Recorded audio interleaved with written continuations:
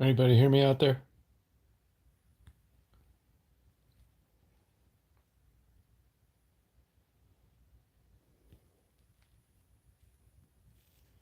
Sometimes this damn thing goes on private and you can't tell.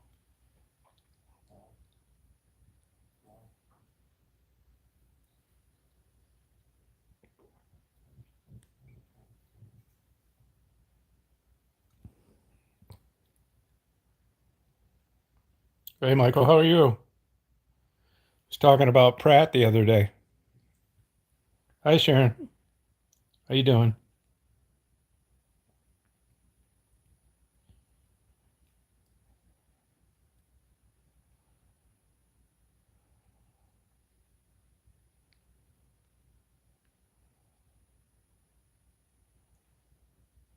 Oh, good for you.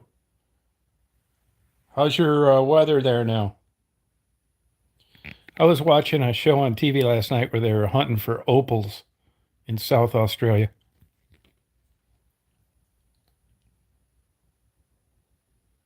Yeah, I'm doing better. Not by as large a margin as I'd like, but it's an improvement. Thank you.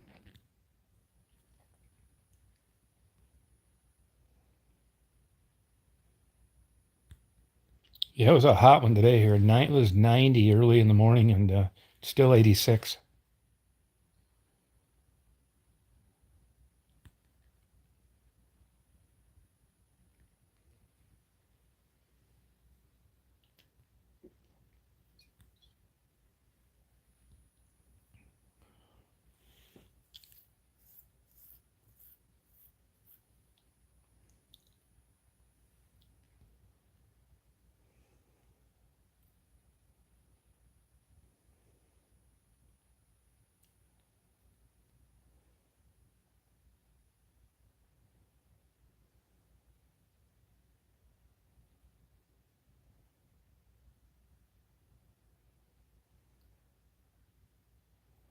Hey, Samka, how you doing? Came on a little early. It was a little Daisy at the end of the bed. She seems to be doing better. Still 86, yeah. Hotter than hell. Hey, Squirrely, how you doing? Yeah, today was a hot one.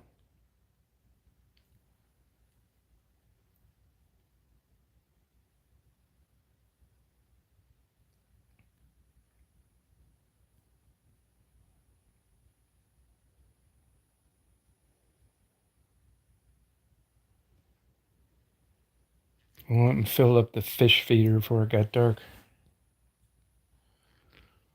I'll tell you, if I wasn't chronically depressed, I don't think I could stand it here. Yeah, she's feeling better, yep. She was peeing 100 times a day up until that surgery.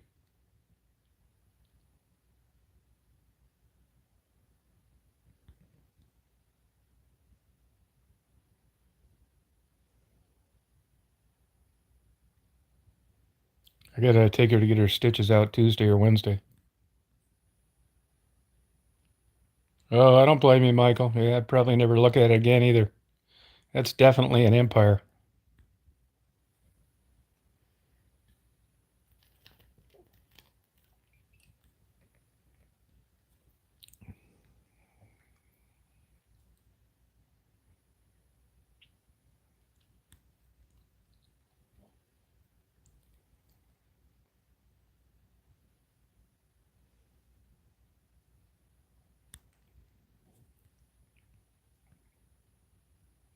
Curly, how you been doing?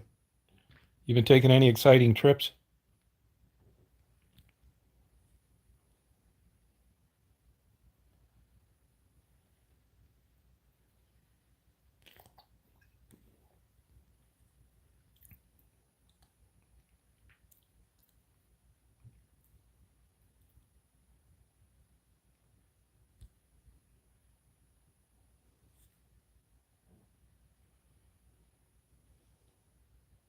Oh, yeah, I know the feeling, believe me. It's not that fun when it's warm out anyway. Oh, yeah, I know the feeling. I put the wrong fuel the other day in the tractor and the four-wheeler. I caught it as soon as the four-wheeler coughed. I knew what I'd done. And it happened in a weird way. I don't know whether it's COVID, this medication I'm on, getting older, what. I know better. And you would think that, you would just shake that off. But I have been in a funk like you can't believe over something that stupid. Even though there's nothing I can do about it. Uh, it's not that big a deal. And it doesn't matter. It's almost like my subconscious craves being depressed.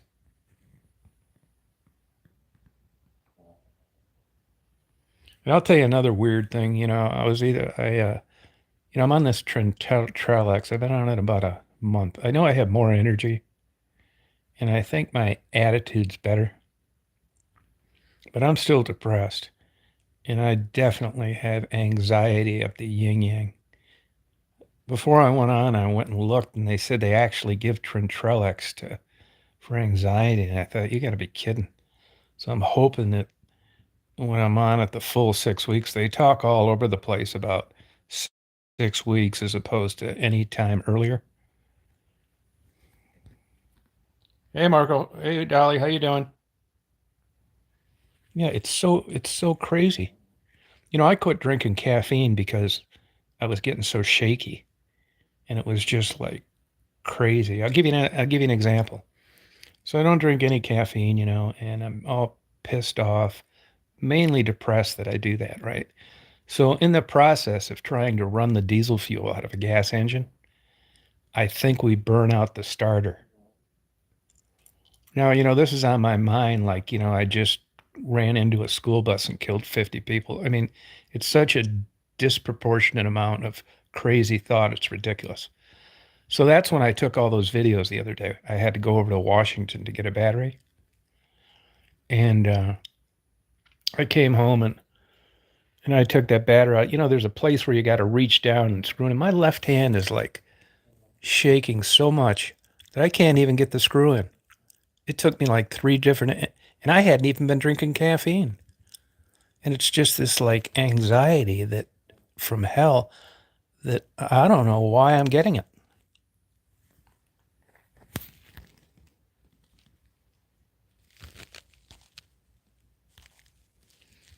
Yeah, Dolly. If you get a chance when you get some free time, I mean, I can call you or you can call me, but I didn't want to bother you.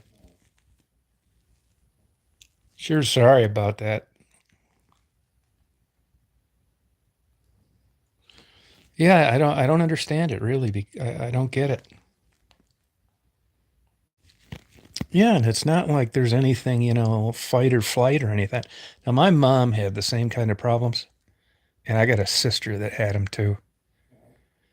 So, and what sucks is it seems to be getting worse as I get older. I mean, I always had depression, but I never thought I had anxiety, but I definitely would have to answer yes to that now.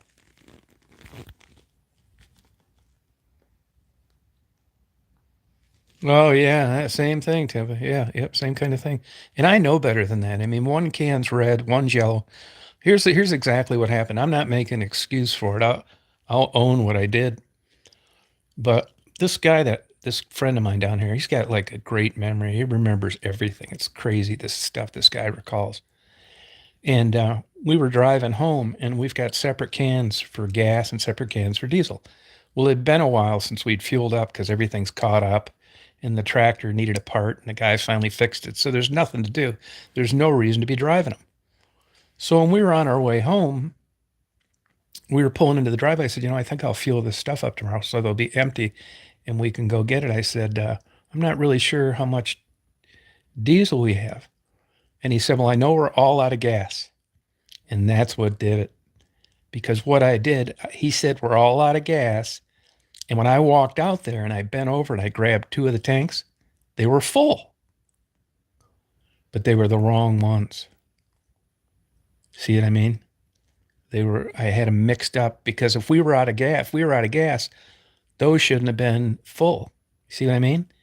And I just went with it and stupid. Can't believe I did something that dumb. I'm going to mark these tanks now, no matter what color they are. I guarantee it'll never happen again. and I insist that whatever it costs, I'm willing to pay for. But I can't believe I did something that stupid.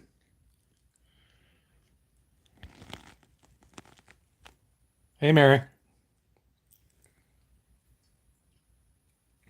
Thank God I didn't start the tractor. The four-wheeler is not that. It's one thing to put gas and diesel, which can be disastrous. I drained it all out before it was started. But the four-wheeler, I haven't been able to get started. But that's not that big a deal. Maybe a fuel filter, a plug, and maybe a starter now. Yeah, I know, but God, yeah, I can't believe I did anything that dumb, man. God, if those tanks would have been empty, like I thought they would have been, it wouldn't have been a problem.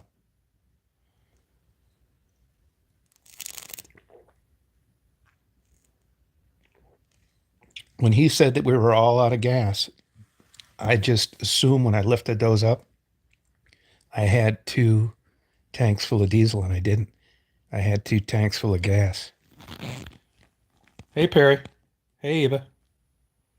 Hey, GMA.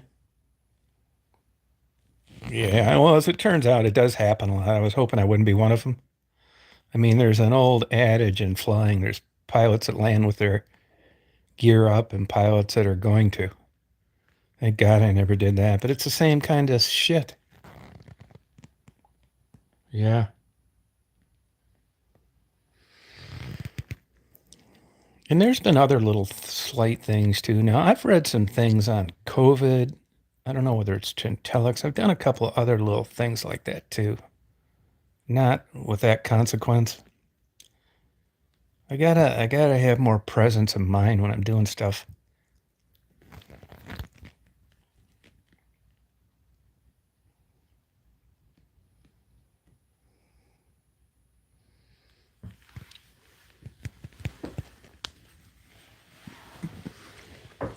I just tried Daisy on some new heartworm and flea thing, and I used to give her heart guard and this other thing you'd swallow, and it worked good. But Marty talked me into this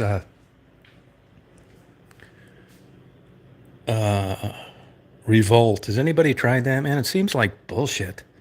It's these six little like tubes of like fluid, and you part the hair on their back and you squirt it in this hairline. Well, she's got thick hair. I just gave her first dose of it. Man, I hope it works, but I sure felt more confident with her swallowing a heartworm pill and a separate one for flea and tick. Hey, Ambrosia.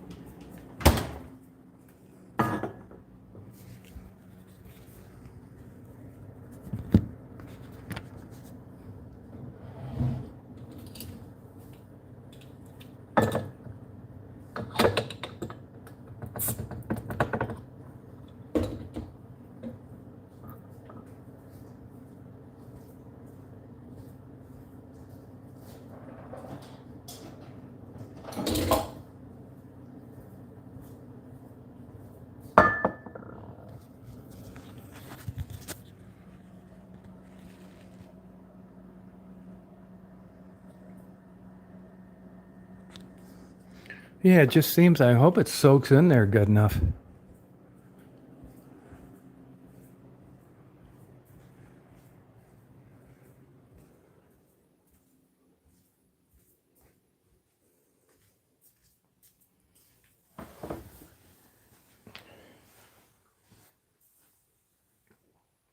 Yeah, that's what I use, Squirrely. That actually works, huh? Hey, Jeff.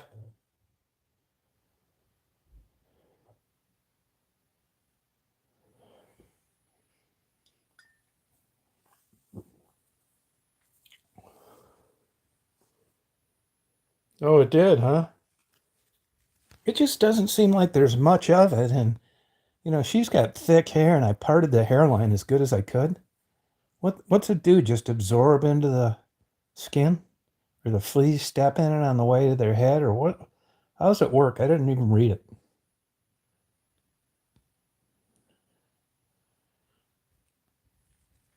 Yeah, I think most of you guys know on here, but I thought I would mention it. Dolly's husband was a super good guy. I'd met him on a number of occasions, and he unfortunately, unexpectedly, uh, passed away 2 weeks ago. That's Marco mom, Dolly, and I know it's a sudden shock, and I feel bad for you, Dolly, that happened. What a huge loss. Oh, okay.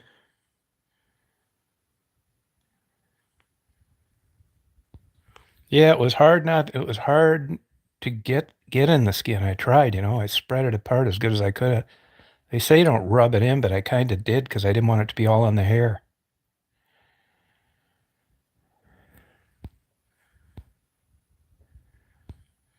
Oh, okay.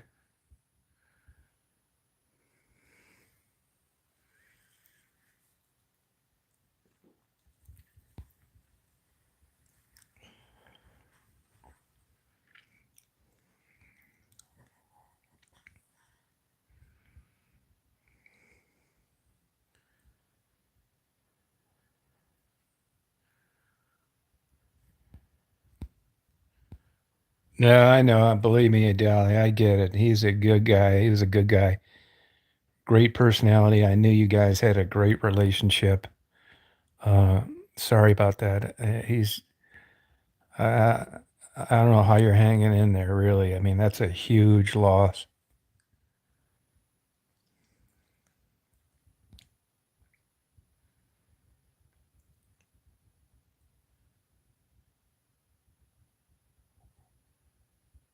Yeah, that's what I should have done, Jeff. Yeah.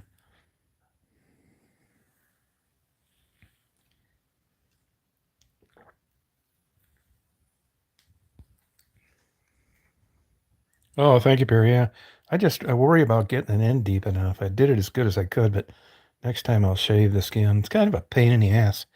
She didn't mind those ones that I gave her orally.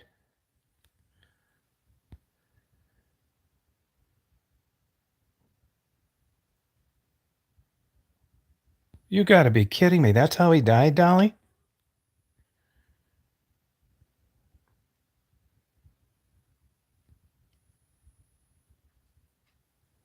Oh my God. I was just kind of thinking a heart attack or stroke. Was he at home or at work? I mean, just wish he could have like done it where he wouldn't have hit his head.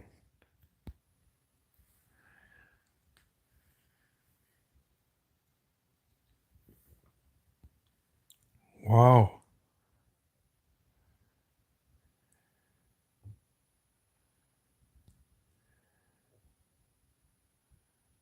My God.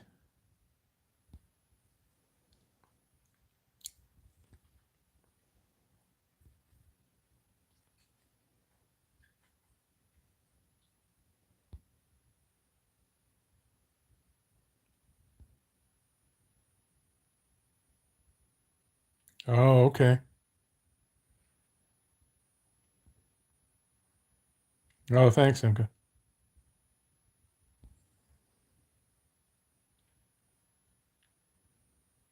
Yeah, I can go out on the porch if you want me to.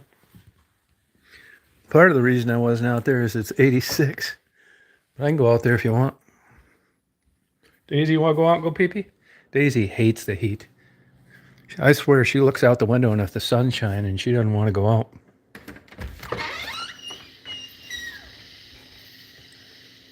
Wait till you hear the noise out here.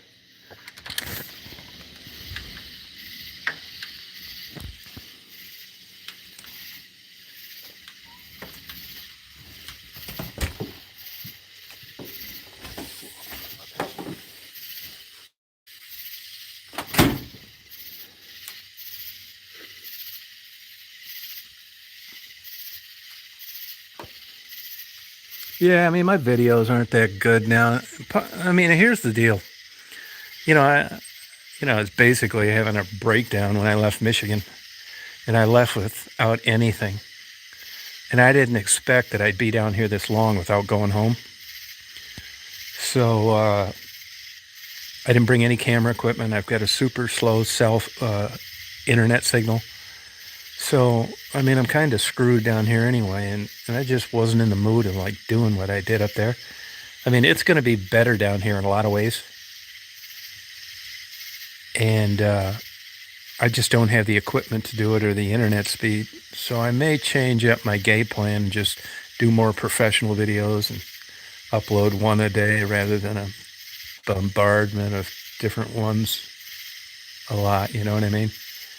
I'll get back in the swing of things. I'm still dragging my feet on stuff. I mean, I got all that crap to move in Michigan. I haven't built this house yet. I still drag my ass doing everything. Daisy's 8.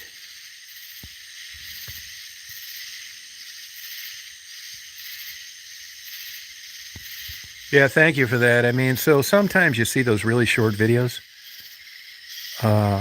And the reason for that is because there's something that I just kind of want you to see, like the big display of the world's famous biscuits. And I know if I make them longer, they're going to take eternity to upload. So like that little video I did of the guy that I interviewed where I ate today, that took like 7 hours to upload. It's nuts. So that's why, you know, and that's not even at 4K.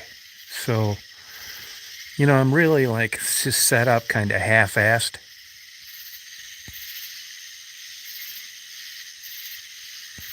Yeah, but I mean, extenders work in a way, but if you're in a place with a bad signal or slow internet, there's only so much you're going to do for it. And 4K isn't even available around here. I mean, this is the consequence of living out in the woods. I mean, you can't have it both ways. I'll see what I can do. What I may do is go to my buddy's office and get high-speed internet there and just upload my videos and did not do it here. That I could do too, you know. Yeah, that's why my videos are kind of like run and gun. Like I know you like churches and stuff like that, and the churches are cute around here. And I'll tell you another thing. That one church that I did said the Fickenben. I don't think that's the name of it. What happened is I took a little video, wanted you to see the church, and drove around to the side. And I typed in the name of the church in the title of the video while I was looking at it. And then I put upload. And then I find later the damn corrector, you know, auto spell, whatever the hell it is, spelled Fickle, not the real name. I'm pretty sure it was Fickenben.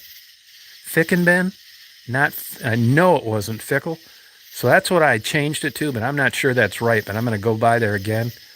I mean, it's no big deal, really. I was hoping somebody came on there and said, hey, you dumbass, that's not the name of it. So I could put the right spelling. But I spelled it out. It's just when I put send, it auto-corrected it.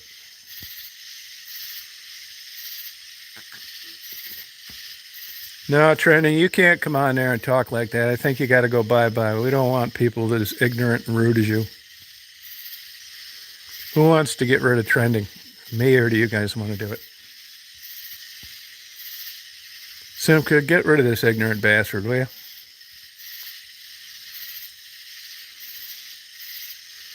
Comes on there and says, WTF is this channel, stupid ass.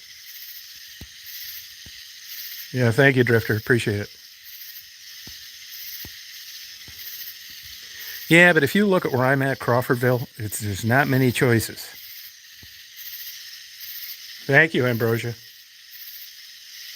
Yeah, I know it's stupid. It's not the Church of Fickle. Yeah, thank you. Hey, I'll tell you another thing, too. I'm going to be more diligent than ever I don't want, you guys know this already. And like the moderators, I mean, I'm not going to have a channel where I'm in this gossipy drama horse shit, no matter what. I've been like this my whole life. I fired people when I had a business for this crap. I don't want it. It doesn't interest me. I think it's childish. I think these people are crazy. None of them work. They're all unsuccessful. They have nothing to do but talk bad about people. And I don't want that here. And the moderators already know, I don't second guess anybody. You guys, I'd rather have someone bounce that shouldn't be than someone around that shouldn't be longer than one comment. So I never question anybody about what they do as a moderator. Never. You guys know how I like it around here and what I don't want. As I've said, I don't think it's any big, great right you've obtained to be able to enjoy a chat, but I just don't want that kind of crap. I hate everything about it. I've ended friendships over stuff like that. So, when you see stuff like that come up, fire away. The downside of a weak internet signal here sometimes is that when I push that on my phone to block them, it doesn't work. So I'm not trying to get to do my dirty work, but there's a better chance than not that I couldn't have blocked him. Hey, Conan. Hey, Caroline. Hey, Pink Butterfly. Yeah, I just don't like it, man. It's always really turned me off. I mean, I had problems with relationships with people that I had relationships, women that I had relationships with. And I've told them, hey, look, I don't want anything to do with this bullshit. Talking behind people's back and, taking people that have substance abuse issues, and stalking them and taking photos. No way. Yeah, it's super boring, man, and it's a sign of a low IQ. And like I said, none of the people, and you guys all know who they are, none of them are successful at anything, in any facet of life. I mean, I'm not bragging, but I think you guys over the years have kind of gleaned the type friendships I have. Yeah, that didn't happen by accident. It happened by getting rid of weirdos and keeping good quality people that you're proud to say are friends of yours. That's what I want in my life. I don't want a bunch of drama, a bunch of problems. I want normal, successful people that are decent. Yeah, how you doing, Conan? And I'll tell you another thing, too. Now, to be honest with you, I haven't been in the interviewing mood lately either. And if you looked at that interview I did of the guy with the restaurant, super good guy, nice guy. I've eaten there. Their food is superb. I didn't bring that up to him. He brought it up to me. We were talking. He hasn't been in there when I've been in there before. We got talking, and, you can tell what a sweetheart of a guy he is. Just a good guy, gentle giant. And I told him I had a YouTube channel, and, I used to be really active, and I'm not so much anymore. And he said, well, you got a YouTube channel? I said, yeah. I said, I've already put up your food and, said it's good. And he said, well, if you ever want to do a little interview, it's like, you want to do one right now? So that's how that happened.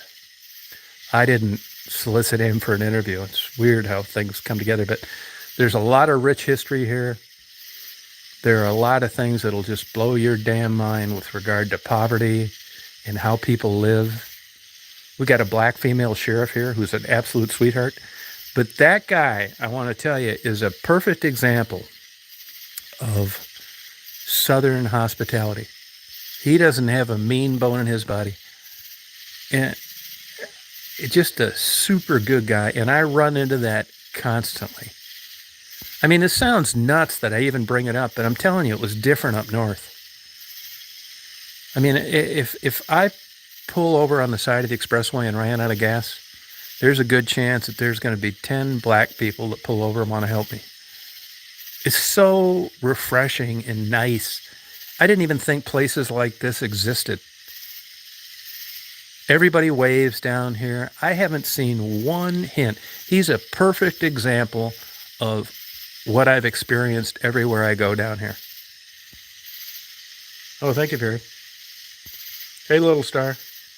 Yeah, it's unbelievable, but it's, when you bring this up, it's like, well, what are you talking about? Everybody in Detroit was militant and robbing banks and on crack. No, that's not what I mean. I'm just telling you that if I took you to Detroit and we roamed around, you're going to meet friendly people, but nothing like you do down here. I'm telling you, I can honestly say with a clear conscience, I notice no difference down here than if I am in Hilton Head. Just super good, nice, warm, caring people. It's crazy. Yeah, no, I can fly off the handle too. I've come a long way with my temper. I'll give an example. About 3 weeks ago, it was 103 degrees here. And I went down to the dollar store to get some lemonade. And there's these two young black guys. And I was talking to the clerk about the weather. And they look like, big afros, cool looking guys, really. They both look athletic as hell. And when they were coming out, they said, "Excuse me, sir, I heard you talking to the clerk about weather." It's like, yeah, I like weather. I'm kind of interested in it. I'm kind of a cold weather guy, but I've been down here for about 3 months. It's like, well, do you know what the weather's going to be tomorrow? It's like, yeah, it's supposed to be 101.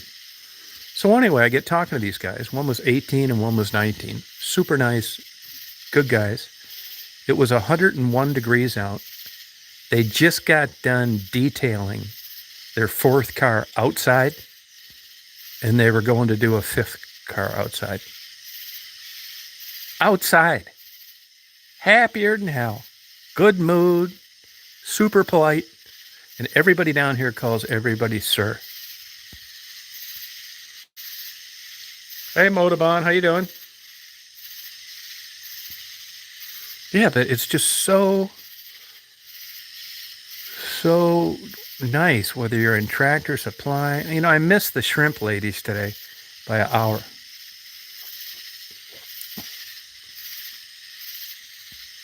But I'm telling you, this racism bullshit that you always see on TV, with these cop shootings, and you're thinking, what in the hell is the world coming to? It's always talked about in Detroit. I'm telling you, there are no race problems down here at all. None. And you know what else? There's no drugs down here either. And you know what else? There's no crime down here either.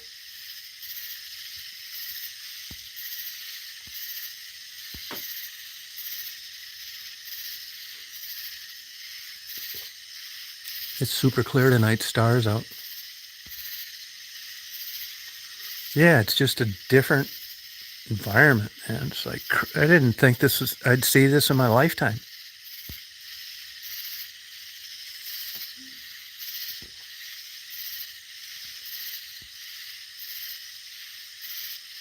Yeah, no, yep. I sure will, yep. Dawsonville, yeah, I go up to Washington. I haven't really driven around too much. I'm gonna, when I get established and get my house built and stuff like that. Oh, good for you. Yeah, I didn't even know places like this. Now, here's the thing, you guys. You'll appreciate this. No race relations here. I mean, Simka's living up in Asheville, North Carolina.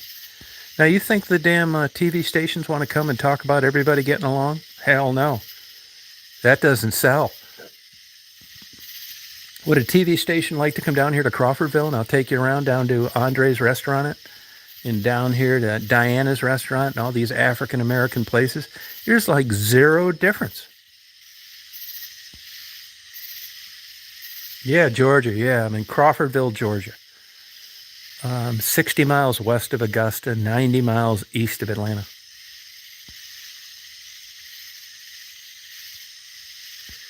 Yeah, I mean, once I get my house built, you're welcome to come down here and visit. I think you guys would go crazy down here. Like I said, if I wasn't chronically depressed, I'd go crazy too. I don't have any social contact down here, none. Other than the guy that I live with, and he's gone a lot. There's a good chance I won't talk to anybody until next Wednesday. I have a crappy phone signal. Basically, I just dick around on this equipment. I cut grass, which I don't even have to do, but it's like, I organize stuff. Believe me, when you got this much free time, you can catch up on everything, because I don't do anything else. Okay, Perry. So, I mean, it's a good move for me, because I was basically, I do this every 10 years. Yeah, but I'm not, I'm not like, how it is where you don't feel you're deserving to be having a good time. I got too many irons in the fire that I need to get fixed before I'm going to go out and have fun,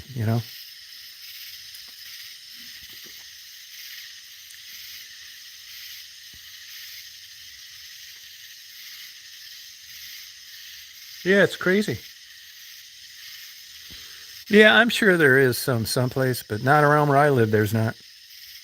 I mean, I'm not saying that an incident never happens, but you couldn't meet friendlier, nicer people.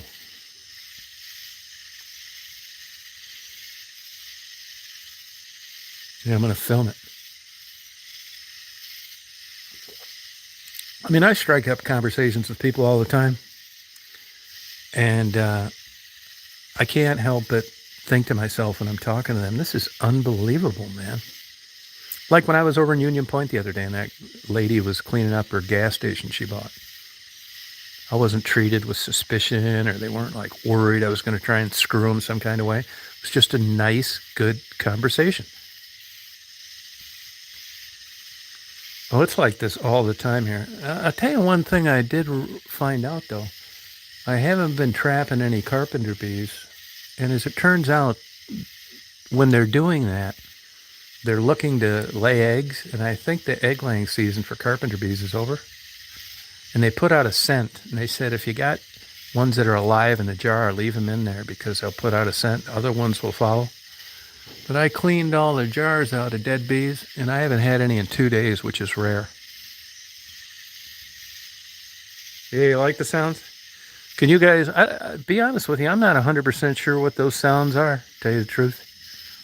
Somebody said they're cicadas, but I don't know if they are or not. But I could take you anywhere in this 230 acres, back near the pond. I went back there and filled up the fish feeder. And you can't even hear it so loud back there with frogs and these kind of things. I don't know what they are for sure. You know, one thing I'm going to be able to do here, one thing I'm going to be able to do here, I'm going to be able to do way more quality sleep video audio. I've got a good recording equipment. But no matter where I went, even in Michigan, there was too much ambient noise, even in a place like West Branch. It's so sensitive that I picked up, a car going down the road. Since I've been down here, I don't even know how long I've been down here. What, 10 weeks, something like that? I bet 3 cars have went by this place. I never hear a car, never hear a siren, maybe 3 trains, occasionally an airplane real high. I'm 90 miles from Atlanta. This is... If I was any younger and I wasn't chronically depressed, I probably wouldn't have been able to stand it here, because you guys are seeing a typical day for me now. Sitting on the porch, dicking around with the fish feeder, going to get a lunch, cutting some grass, and that's it. That's all I do every day. I usually stay up till 3 or 4 in the morning and then sleep till noon. Are they cicadas, huh? Yeah, the wildlife down here is fantastic. Birds mainly, although the spring's over now. Here we are coming up on 4th of July. There's coyotes. I hear them once in a while, but not that much. Here's the thing that I can't figure out down here. You're never going to find a muggier, hotter place where everything grows like hell. The trees are so thick. In the woods, just everything like grows crazy down here, like Florida. And I just can't believe that I don't get eaten alive by mosquitoes out here, but I don't. Does anybody know why? Why are there no mosquitoes down here biting me?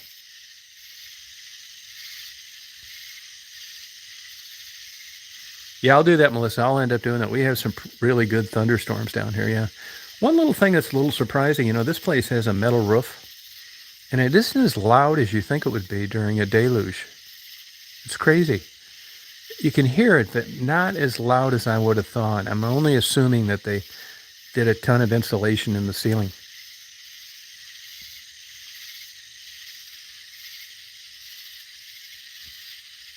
There's tons of bats. Yeah, tons of bats around here. We got a ware beehive. I've kind of contemplated getting into bees more, but I don't want to do it for honey. And minus that, I don't want to really raise queens for honey production, so I'm iffy on it.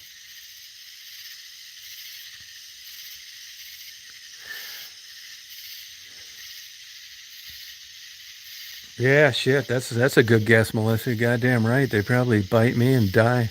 Probably been down here long enough to where they're all dead. Well, Conan, I'll be honest with you though. If I was much younger, I don't think I could have handled this. But when you're chronically depressed and you're getting older, this isn't bad.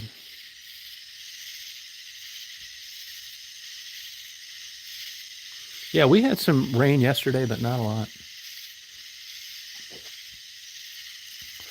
I'll tell you, I saw the turkey vultures. They lay eggs and subsequently have chicks in these abandoned buildings, the old slave quarters on the property in another house. I saw a turkey vulture step out on the porch the other day. It's getting used to me. It lets me get about 20 feet away. Jump off the porch, flap its wings one time, and fly about 150 yards without flapping its wings again. I mean, these wings are spectacular for gliding, even when there's no wind. Bye-bye, Tom. Congratulations on acting like a 13-year-old.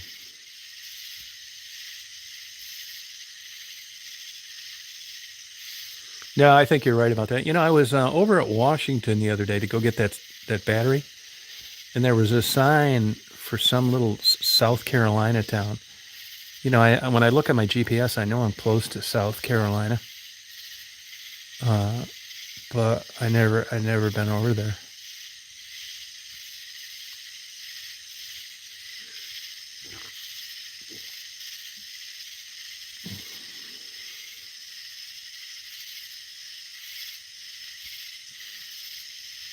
Yeah, good job, Dolly. Good job on that. So, I mean, I think things will be okay. The guy that I am friends with down here, you won't meet a nicer guy in your life. I'm serious. I never met a guy this kind and liked by everybody. So really, the reason I came down here is I knew I didn't want to do PI work anymore. There's no opportunities in West Branch. And that's why I came down here, because I can do something different. This guy has got a ton of money and buys things, and it's interesting. I mean, just knowing him and the stuff he does, and he doesn't hang around with people, and I don't hang around with people. Here we've been living together for 2 months. His wife can't believe it. His friends can't believe it. No arguments, never a disagreement, get along great. I was never that kind of guy either, so I can't explain this.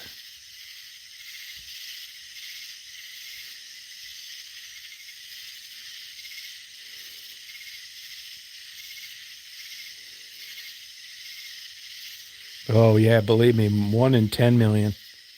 No, he's a super good guy. His wife's nice too. No, you'll never, I mean, I feel comfortable around the guy. And he's very kind, and he loves animals. Daisy sleeps with him more than she sleeps with me.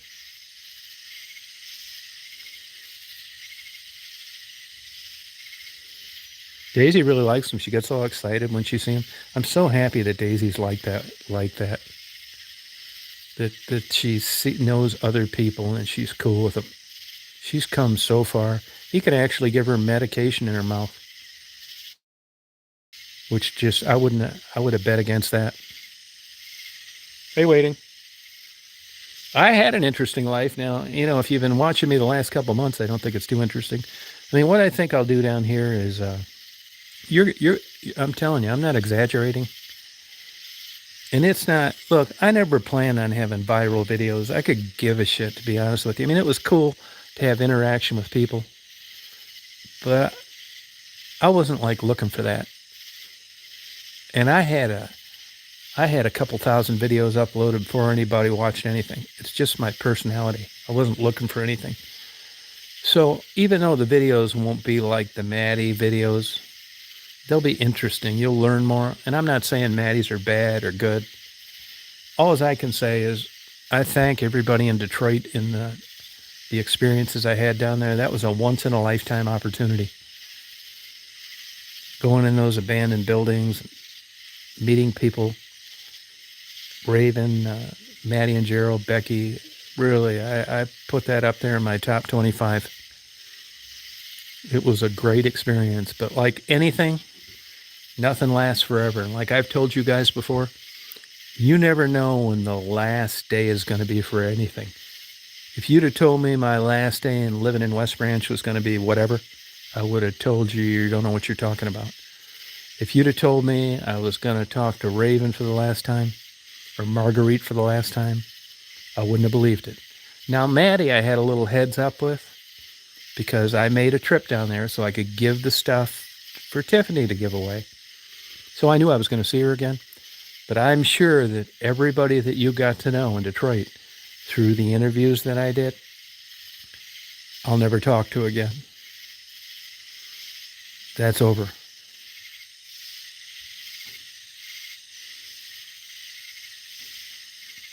Yeah, Maddie's a sweet person, man. I just, I don't know how you could be sane and not feel really bad for the way this has turned out.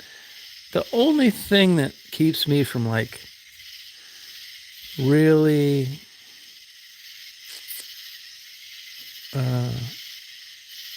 getting bummed out about it is I didn't know what in the hell I was doing.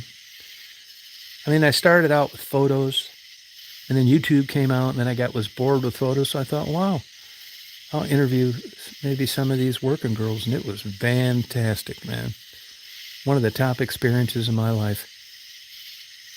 Detroit was at its worst. The cops had got their benefits and salary slashed, so they weren't doing their jobs. So I just went balls out.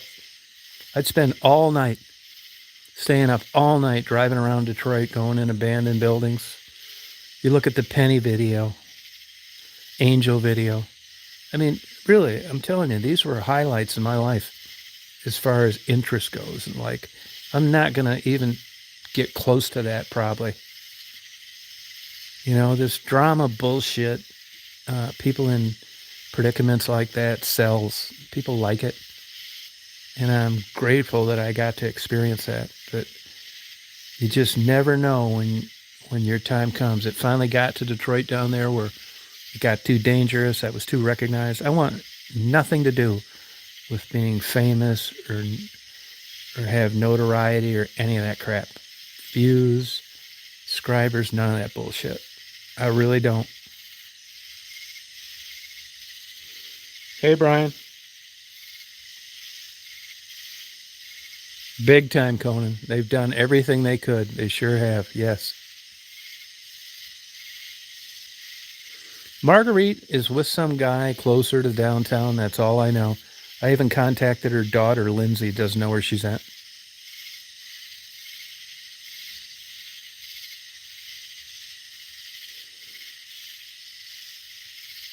Good job, Drifter.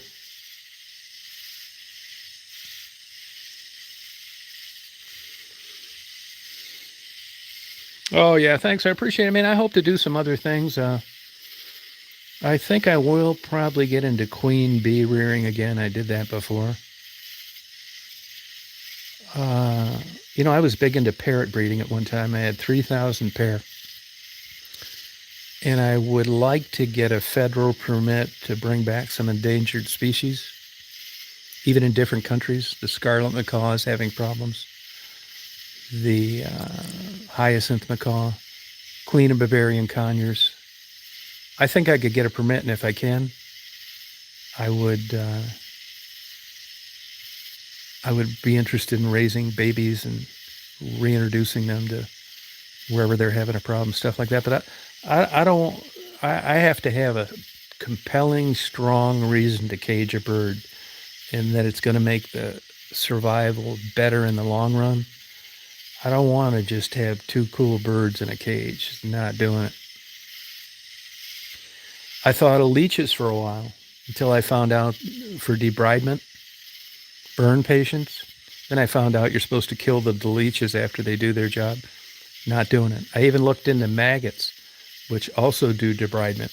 And I just can't deal with benefiting humans so well, and then you kill them when they're done doing their job.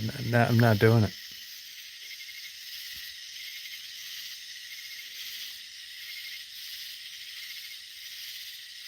Oh, it's spelled wrong?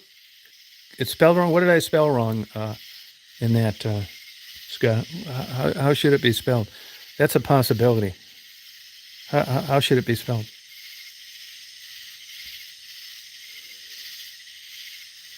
Yeah, I'm done with antiques. I really am. That's an obsession and a mental illness.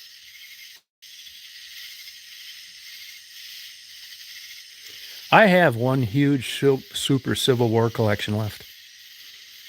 I was going to donate it to the state of Georgia. To the state of Ohio. It's probably worth 40 grand, 45. They don't even call me back. Samuel D. Bates was the guy. Oh, it's Pigaboo. Oh, my mistake. Yeah, I'll change that. Thank you. It's Pigaboo. Okay, thanks. Man, I really messed that up. Thought he said peekaboo. Peekaboo, pigaboo. Okay. Thank you, Scott. There's lightning bugs all over around here, big time. I'm serious, man. There's so many of them. It seems like it lights up the area.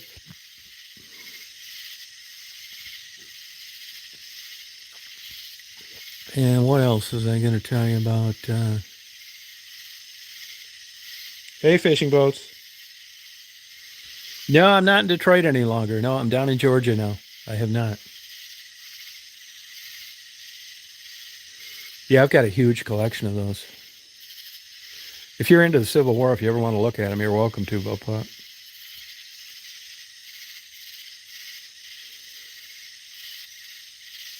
No, it's a pain in the ass. Yeah. Oh, yeah, it's sad. That's sad, Dolly.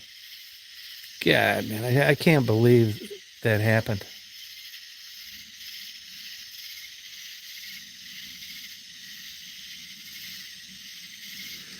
Well, it's a mixed bag. Overall, it's good. It's good. I'm in Crawfordville, Georgia. You can look it up. They filmed like 14 movies there. See, I can hear a plane way up in the air right now. But by the time they get over here, they're at about probably 30,000 feet. As you guys know, I do go to Hilton Head. Believe it or not, I'd give this place the edge over Hilton Head. Hilton Head's just not for me. I'm telling you guys, I have fun when I go over there because of the food. But that's about it. I do not get the attraction to Hilton Head and the money it costs people vacation there. It's an absolute mystery to me. The water's dirty, the beaches are crowded, and it's super expensive. Why? I don't get it. And the traffic is nuts. Yeah, I like starting over fresh, Percy.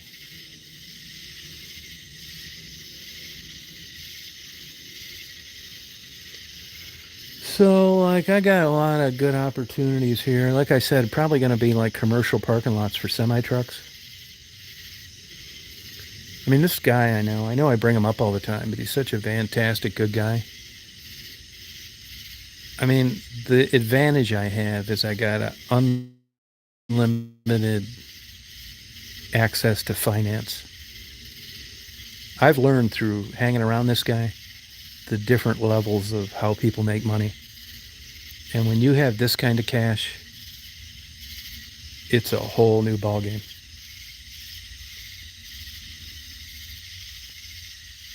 Yeah, right, Melissa. Yeah, it's an island, yep. And there's some poverty in Hilton Head, too. Yeah.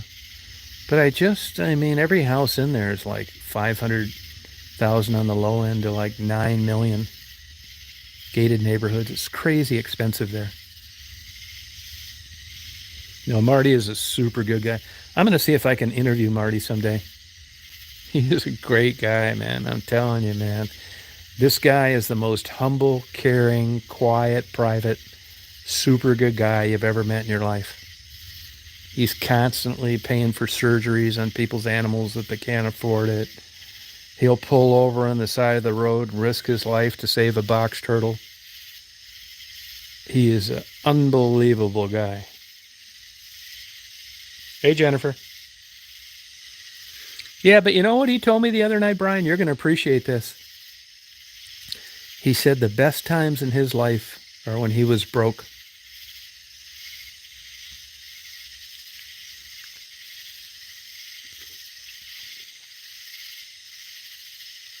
Oh, he's an unbelievable guy. Yeah. Brian, if you like antiques, you come down here. Drive down here. I'll line you up. We'll go down to Dothan, Alabama. There's still a bunch of shit there. If I said, hey, I got my people on YouTube, they like antique cars, I could take you down to Dothan, Alabama, and he could be asking $40,000 for a car. And they'd say they're friends of mine. I know them on YouTube. He said, well, tell them to give me 25. One thing I've learned through these people with big bucks is when you get into this expensive toys, they use it, they have fun, they don't care what it sells for when they auction it off. It's not like normal people. Brian, I can set you up with antiques up the ass if you want me to. I mean, big time. Seriously. I'll introduce you to Marty. You'll never meet a guy that has more contacts than him. He's always selling diamonds. He's got about 100 Rolex watches, every kind that they ever made. Isn't that weird, Simka, how that works? You wonder why. I asked Marty that. Why? He said, you tell me. I wish I could figure it out.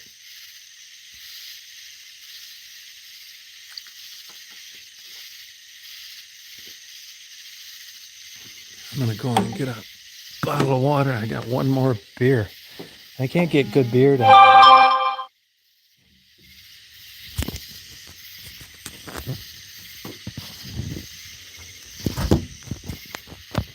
I'll be right back.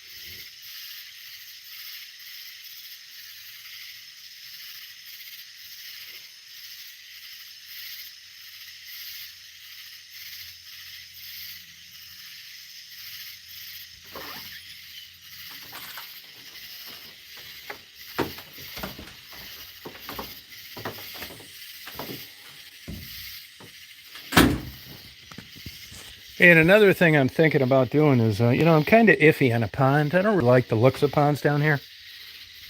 But what do you guys think about this? If I set up a place that I'll have lit, a nice pond, do you think that would be a good place to do lives where you can just look out on a pond, seeing a couple ducks swim around? Aren't they squirrely?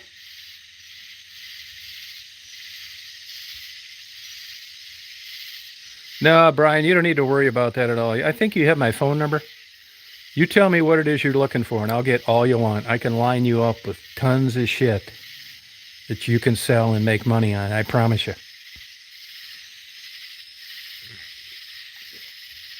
Simka, anybody that wants antiques, get a hold of me because this guy has got every contact in the world.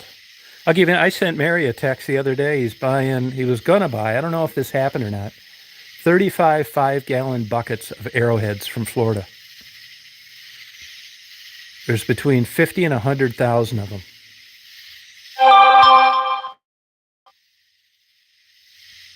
Oh, they do, Percy? Oh, they do? Okay. Yeah, maybe I won't do a pond then. I go down to a pond all the time now. I never see any snakes down there. Supposedly there's snakes all over here, but I've never seen one. Oh, there you go, Melissa. Yeah, I like to have a good backdrop like that. Daryl from Hall & Oates, when they sing those songs, you can see that pond in the back. Simka, if you're serious, I can get you anything you want. I promise you. You tell me what you're looking for, You would not believe the stuff this guy has access to.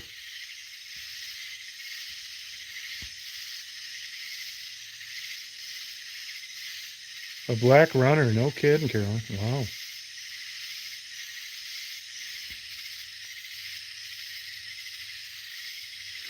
Hey, somebody emailed me and they wanted to know what he bought. Everything. He bought the house, the property, everything. It was on American Pickers. The segment was called Alabama Rolls. Actually, I know that lady now because of him, Linda. Everything that American Pickers filmed down there, he bought the whole complex. So that'll give you an idea of the kind of stuff he's into.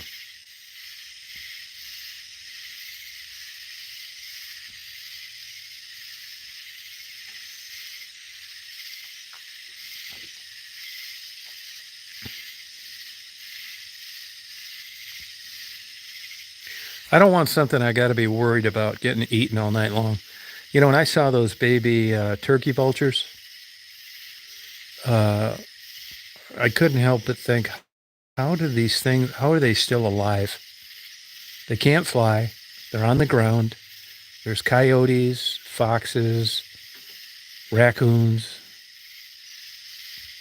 Yeah, Alabama rolls. Yeah, that's Linda and her husband. Wayne died of COVID about a year ago, the husband. But that's when I talk about us going to Dothan. He bought everything she owned. And she said those guys were super good guys from American Pickers. They were very personable.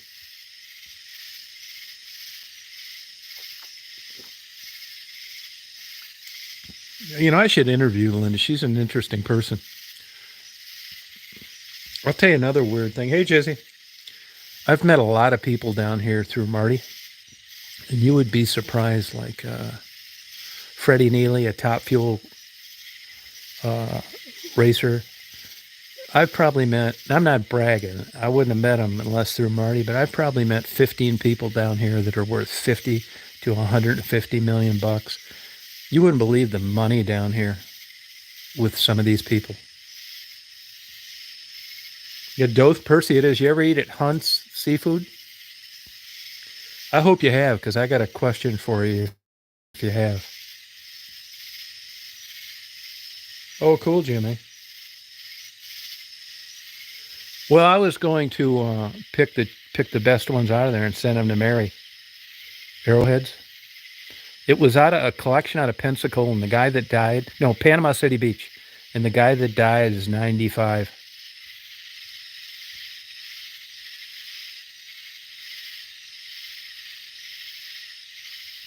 Good for you, Brian. Yeah, Jizzy. Bye-bye, Jizzy. I think Daisy's trying to, you know, she's wanting to come out or what.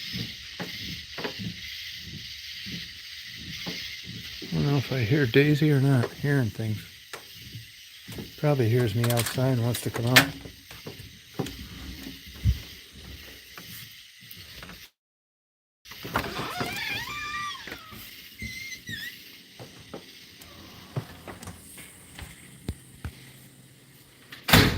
You want to go pee-pee? Do you want to go pee-pee or not? You don't have to go pee-pees. Yeah, good job, Mary.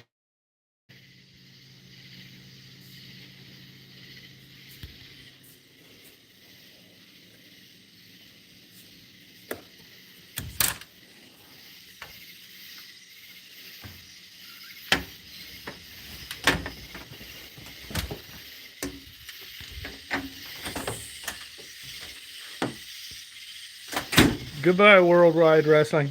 Bye-bye. Good job, Drifter. Bye-bye. Hey, Joe. Good job. Drifter is on it tonight.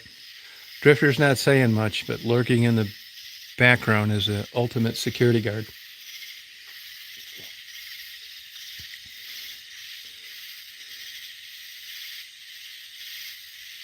Oh, okay, yeah. I mean, I watched it for free on whatever place shows those shows. But that's Linda. She's a sweetheart.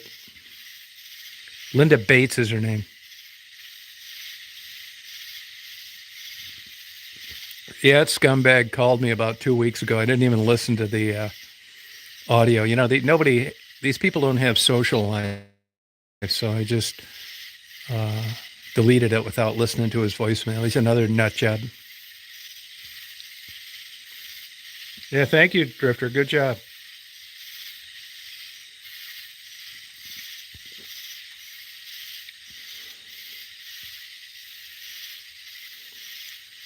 Brian, you tell me what budget you're in and what you're looking for. I'll line you up. You'll never need to go picking again. I'll get you everything you need to have.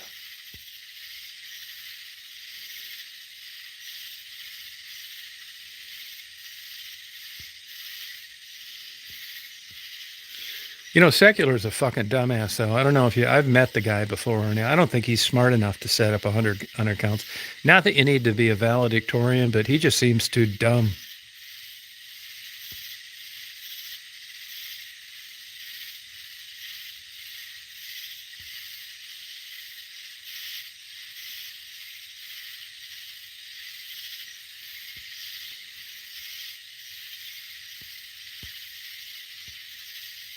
Yeah, you're better off, Dolly.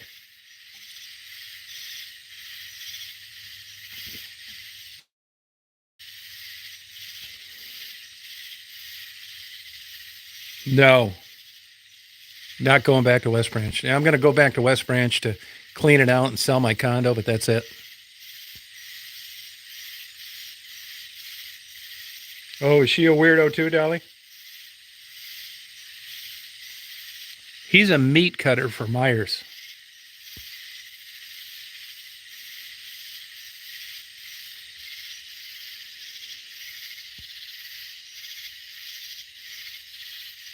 Hey, Mike. Oh, okay, Brian. I'm going to bring the books down here. I didn't really want to, but Marty insists on it. Oh, okay. You sure it wasn't a stepsister? Hard to believe you could have the DNA from the mother and father and be a freak like him and then have a nice sister. Yeah, Mike, I got that COVID about a month ago. 5 weeks, man. I thought I was going to die for about 2.5.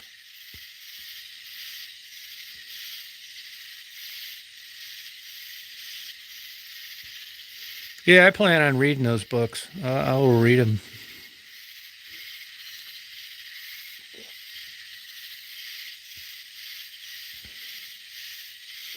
I'm not bullshitting you, though, you guys. All that running around I did driving all through COVID, down in Detroit, talking to prostitutes, nothing. Then I get down here and I catch that fucking COVID through Marty. Swear to God, I'm not shitting you. Whoever has not had that yet, believe me, you do not want to have it. I mean, you know this already. I'm not thinking you're naive and you don't understand the perils of getting it, but I thought I was going to die for 2 weeks. And I didn't even have the lung respiratory problems. I'm just talking about the way it made you feel.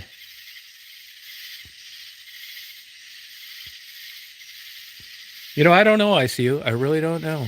You know, the last videos you saw on Jana, that was about it. And I kind of lost my contacts down there. And the people that I knew that were working for like needle exchange and food banks and that kind of thing, they never saw her down here. So to be honest with you, I don't know what happened to her.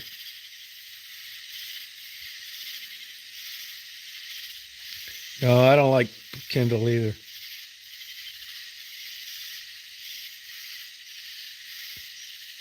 No, you know, it's funny you should say that, Brian, because, you know, I got a good friend, a doctor, and there's 2 people he told me, and one, Marty, my friend down here, told me, that struggled with the booster shot, but that's out of like everybody else that I know.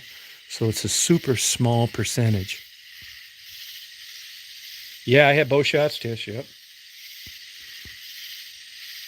I'm not shitting you. I said to myself, if this shit's going to linger, and here's the thing too, I still think there's remnants of this COVID bullshit. And I'm not, look, I'm going to own fucking up and putting the wrong fuels in the wrong machines. I'm not going to blame it on COVID to you guys, but in my heart of hearts, I still notice some bullshit that I think's related to COVID. And if you talk to people that have had it, I have like 10 friends that had COVID, and they all told me it was 6 months before they got better. I mean, symptom-free. Let's put it that way, not better. You get better sooner. There's something like, my memory is in a weird, like, way. It's strange. Like, you know, that fuel thing. I mean, I've had a couple, like, weird memory lapses. Get the booster, Caroline.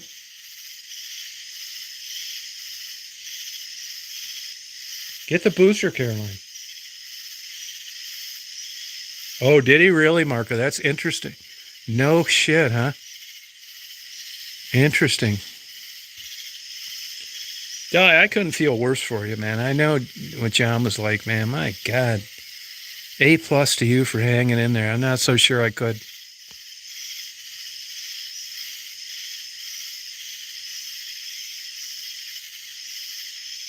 Yeah, it's funny you should say that, Melissa, because my buddy, the guy down here I'm living with, he says he can't do shit now without getting tired.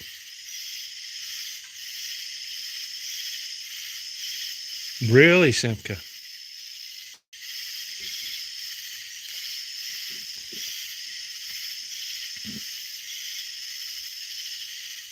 Seriously, GMA, really, huh? No kidding. Wow. Sorry about that. Oh, I know. Anything I can do, you let me know. I don't know what I could do, but let me know. Swear to God, Dolly. You get a hold of me, and anything I can help you with, I will.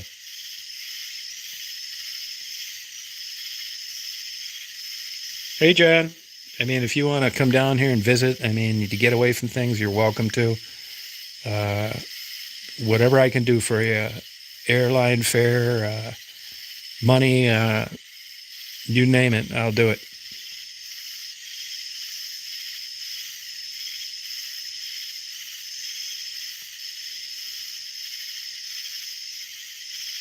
God damn, no kidding, Caroline. I'm telling you, man, for about 10 days there in COVID, you know, Marty's a good guy. He's like a glass half full. I'm like a negative, pessimistic guy. It's always, you know, I try not to be. It's funny, I'm not with strangers. Like I try to do the right thing, but with myself, I am. And I can remember laying in bed and thinking, God damn it, I wish I'd just not wake up in the morning. Just end this fucking bullshit. You know, it's not like, and I've said all along, like I'm 66 now. I know what the next years are going to bring. And you guys know how it is. You look back 10, 20, 30 years. I know what the future holds for me, and it's not that great. I mean, I'm not going to candy coat something. I just know what it's going to be. I know it's 66 to 76. No new romance. I'll probably make some money in between now and then. For what, really? I got enough money to do fine and live this life, but it's like, what am I supposed to do? Just sit on the porch till the day I drop dead? Hey, John. Hey, Patrina. Hey, homebrew. Yeah, I think you're right about that, Simka. I would agree with that. Yeah. I wish Interneil of Chowdhury would show up. You know, I'm almost afraid to get a hold of him. Oh, thank you, Patrina. Hey, Zach, good to see you. Oh, thank you. Yeah, I'm going to do more of those. I only have my phone down here, and I got a slow internet signal.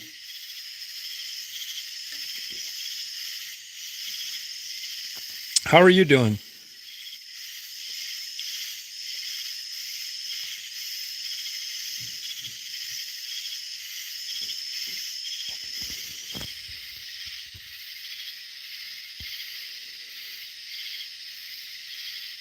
No, Barium. No, I think that's over. I know Becky got evicted about a month ago. Gary, you know, the guy that sold cologne Ann Arbor. He got attacked by a dog and was in the hospital for 3 weeks. I think it's over for me in Detroit. I'm not even in Michigan anymore. Tassie texted me today and I didn't return her text. So to answer your question, no. I think my Detroit days are gone for good.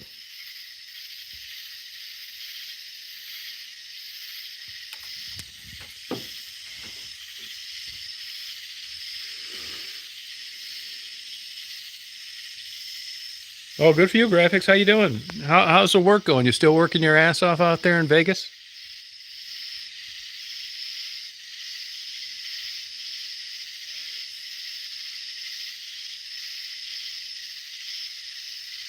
It's the best only for financial reasons. Well, I shouldn't say that. Let me tell you why it's the best. First of all, I seem to move every 10 years anyway. If I stay in West Branch, I don't want to do PI work. And if I don't, that's all there is for me in West Branch. And even at that, it's not a market. I really need to be in a big city. So I've got a chance. I think it's going to be commercial semi-truck parking lots down here. It'll be some kind of commercial development. I'll get one more bite at the apple to make $1 million or $2 million in the next 5 years. And I can live just like I'm living now, no problem, but I'm just not ready to throw in the towel yet. So really the reason I moved down here was I like change anyway. There were no opportunities in West Branch, and I think like I said, I can get one more bite at the apple at a good business opportunity.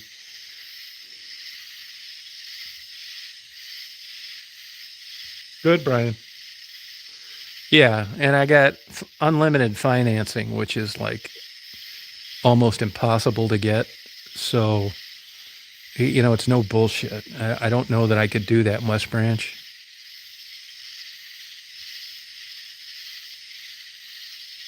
Oh, good for you, Graphic. Good. It is peaceful and beautiful here.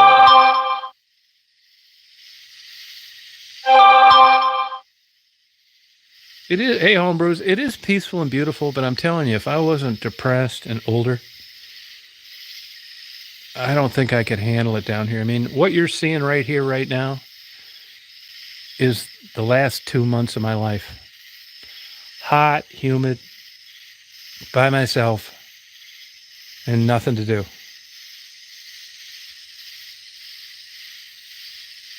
No, I love the winter, actually. It's just, I mean, honestly, I love winter and snowstorms. Honestly, if Michigan was still getting bombed with snowstorms like there were 30 years ago, I probably would have stayed there. It would have been enough reason for me to want to stay there. But the winters are bullshit there. Not that much snow, some cold. If it would have been the winters of old, I don't think I could have got myself to leave. And let me tell you, I lived in Georgia before, about 100 miles from here, and I hated it. I'm down here for opportunity.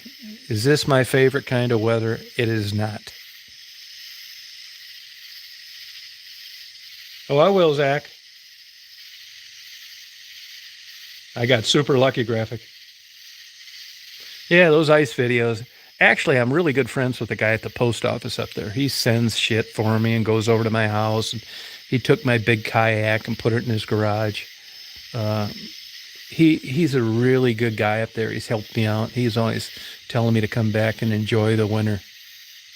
But I'm going to give him all my winter stuff, my, snowmobile suits, my augers to dig through the ice. Here's the thing that worries me a little bit, and that is that I'm afraid I just can't see myself. I mean, I really tapped out everything in Michigan. It was great. I loved it. Going up to Mackinac and Sault Ste. Marie and going over to see Mary all the time. But I just don't know, considering the crappy winters we have, that I'll actually go to the trouble of going up there and checking into hotels and stuff in the winter, if the winters stay like they're going to be. And here's another weird thing, too. It's like when you're down here, you don't need snow tires, right? They may get an inch of snow every 30 years. So I'm already kind of screwed there. If you got snow tires on, there's no snow on the ground or it's not cold, you wear the shit out of them. So what am I going to do? Just like get snow tires and drive up to Michigan, rent a car with snow tires and stay a week? It just becomes complicated. And when you add in the mediocre winters, I'm worried that I'm not going to want to go to Michigan after I get down here full time because of what I just said. Well, the post office guy is a super guy. He was fucked on a divorce. And I really helped him out big time. I didn't charge him either. But we were kind of like chummy anyway. And we become good friends, kind of like Marty and me. So I helped him. He helped me. I pay him for everything he does. They don't make that much money there. I didn't charge him for what I did. And he thinks I'm a good guy. I came through when he needed it. And he's come through when I needed it. So I'm sure he'll be coming down here and visiting me.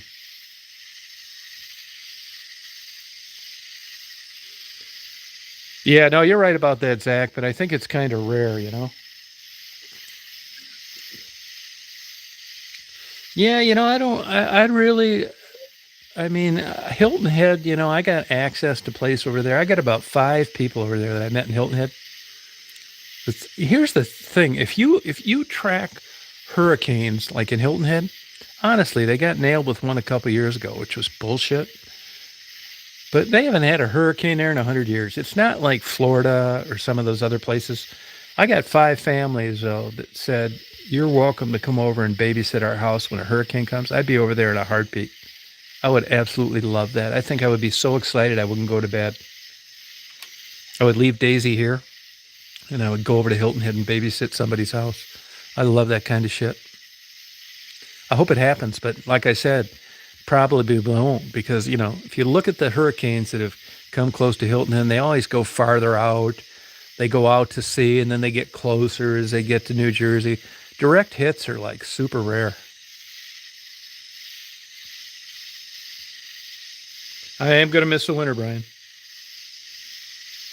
Yep, I'm going to miss the winter. I agree. But like I said, the winters aren't what they used to be. Shit, it was the first week of February before the ice froze under the Mackinac Bridge. First week of February. In March, it's already melting. Yeah, I love storm watching. So it isn't, if I was, like I said, if it would have been the old weather, like when I was growing up and I was younger, I'd have stayed in Michigan. It would have been worth blizzards and that kind of thing. Yeah, winter sucks now, Patrima. Even summer's crazy. I'm down here in Georgia and I'm thinking, oh, shit, I'm going to move down to fucking Georgia. 95 degrees every day. Sure as shit. All of June was a ball breaker. Last week wasn't bad, but 100, 101. It's like, what the fuck, man? You don't even want to go outside. So for me, but there's things that make up. I'm going to do more astrophotography. I'm going to put switches on both these lights. Oh, thank you, Home Pro. Thank you. I'm going to put switches so I can turn these lights off. I'm going to do much more astrophotography. I'm going to do way more sleep videos with audio, like these bugs and birds and frogs and these kind of things. So if you looked at what I could get in Michigan, what I could get here, actually, I think I'll get better content here in a different way. Thank you. Thank you for that. You didn't need to do that, though. No, you definitely got to go to Lake Superior. Squirrely, if you go see Lake Superior, go up there in November, December, when you can really experience it. Thank you, Homebrew. I owe you one. Yeah, definitely. You guys should communicate with each other, Mary and Squirrely. You guys would get along good. I know both of you. You guys got a lot in common. Good night, Dolly. Again, I'm sorry. Anything I can do for you, let me know. Yeah, but I've been alone my whole life, Conan. It's so weird. That's why this is such an anomaly for me to be doing this with this guy here. I never had this happen my whole damn life. It's weird. Either one, either one. You want to go there where you get some snow, go up to Whitefish Point, and you get to see Lake Superior at its, I don't want to say worst. I think it's its best. Those crazy northwest winds, those gale warnings. That I know what you like with regard to winter, and that's what you want to see. It'll be worth the trip up there. Yeah, true, friend. That's true. Mary knows a lot about the UP.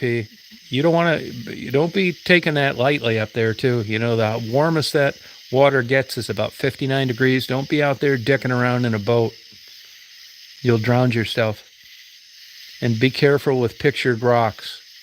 People falling off that limestone all the time and drowning. But I know that you like that winter stuff. And in a certain area, November, December, Mary knows a lot about it. She can tell you where to go.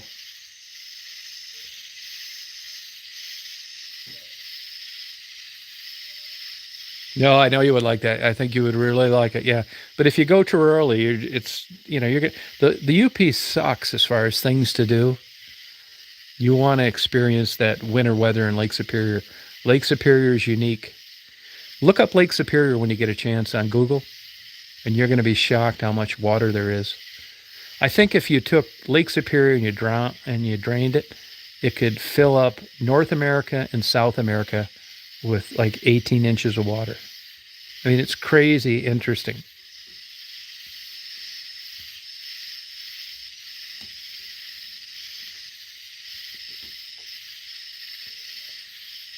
No, I think I like Lexington, Kentucky, but you couldn't get me to live like in the southeast, those mountain areas. No way.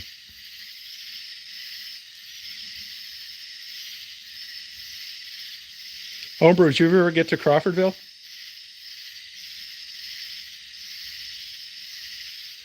Yeah, graphic. I would have got that, but I can't. I can't get the pay per view here. That's on ESPN Plus tonight. I think Asanya's going to kick that guy's ass. The other guy's a badass, but he's lost 5 times, and Asanya's got too good a defense, and he's too good of a striker.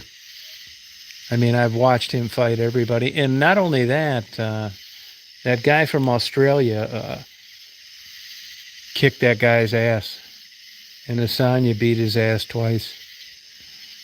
So I fully expect Asanya to win. That second card, that Russian guy that's born in America fighting that kid from Hawaii, I think Volosky or whatever his name is, he's going to kick his ass too. Good night, Graphic. Good to see you on here. Boy, Lake Meads has its problems lately, hasn't it?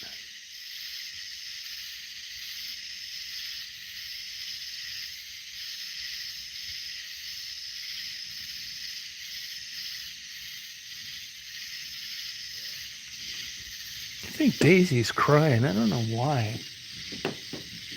See if I can see her through my bedroom window. I think that's her.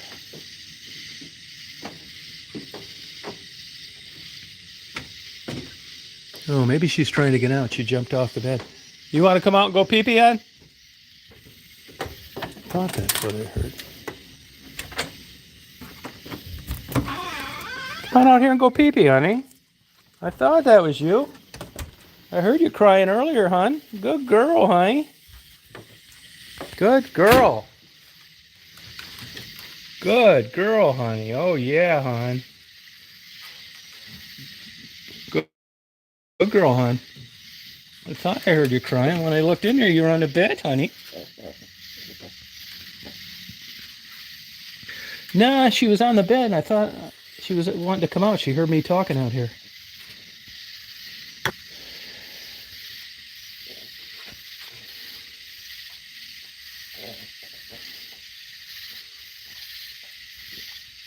Like I said, she sleeps with Marty more than she sleeps with me. He takes her all over the place. But I'm glad for that. Drying up, isn't that crazy, Conan?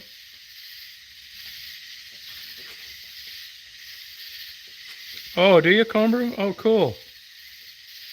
Do you ever get over to Crawfordville, Homebrew, or Washington, or Athens, or Madison, Covington? Yeah, Daisy's a very vocal dog.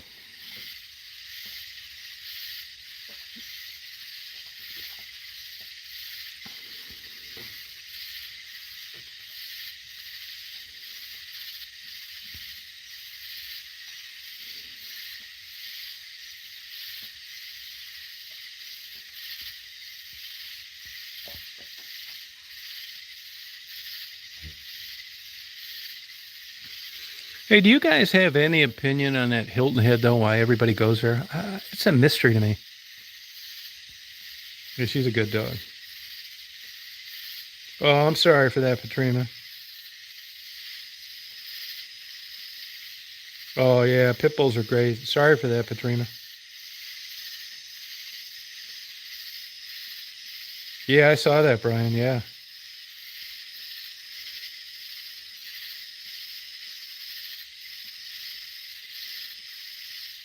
Oh, okay, homebrew.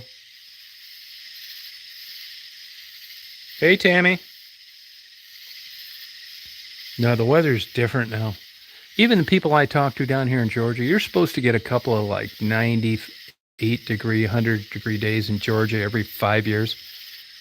All June was a broiler down here. So was half of May.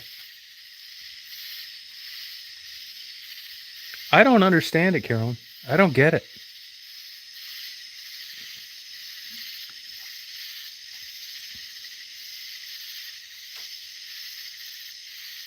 No, I don't get it, Squirrely. Same thing. Chick-fil-A, I agree 100%. It's a total mystery. Yeah, but the water sucks there, Simca. Look it up. You can only see 10 inches in that water. It looks like the Mississippi River.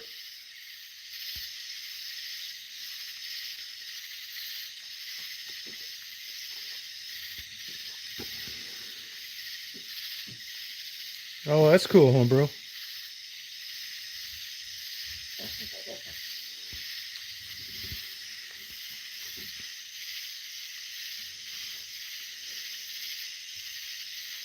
Yeah, that's how the Chick-fil-A's are down here. I don't think it's that good. I think it's okay, but I'm not waiting in line for it.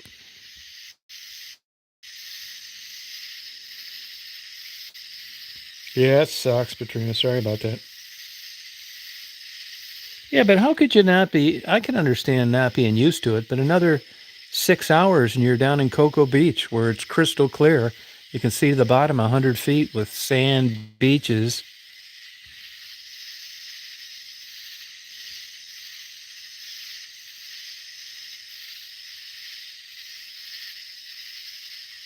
Is it, Carolyn? Yeah, no fireworks here. No way. Nothing. They couldn't afford them here. Nope.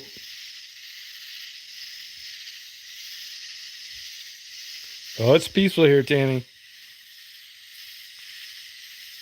I mean, it is peaceful, but I mean, honestly, you guys, peaceful's cool, but it can also drive you nuts.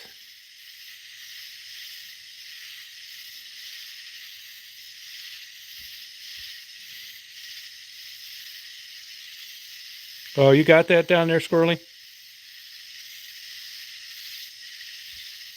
Oh, you're from Cocoa Beach, Simca? I didn't know that.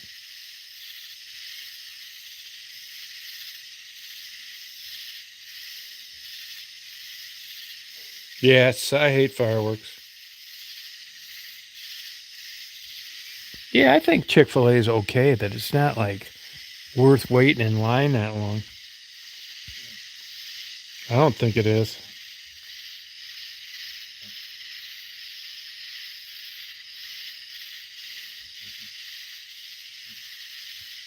Oh, I believe it, Katrina. Yeah.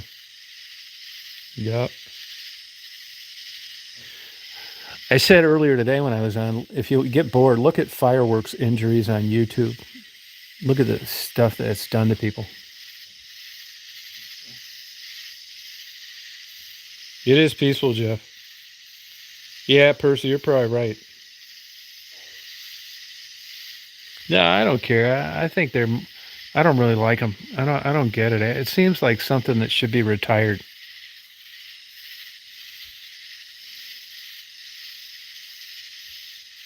Oh, that's cool, Melissa. Yeah, Percy has a point. Squirrely.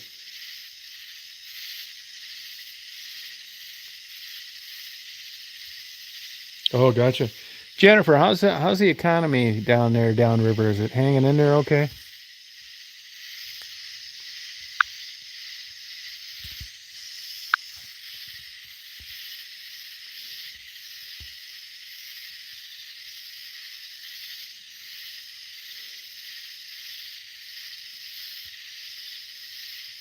Yeah, it's trooper dreaming. Yeah, I see some Bojangles down here.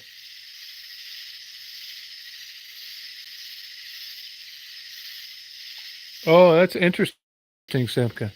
Yeah, I believe it. You know, the guy that started Chick-fil-A is from down around here. Not far. He was a Southern Baptist. I think his last name was Tracy.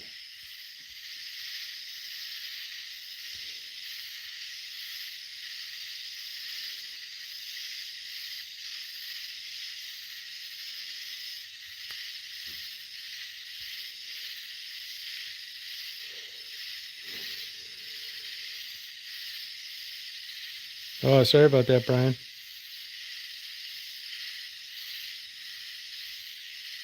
No, ACB, I didn't. Nope.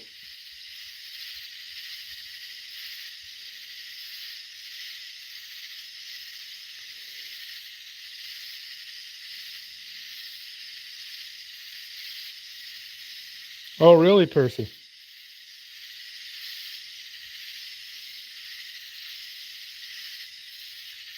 Yes, Ippatrina.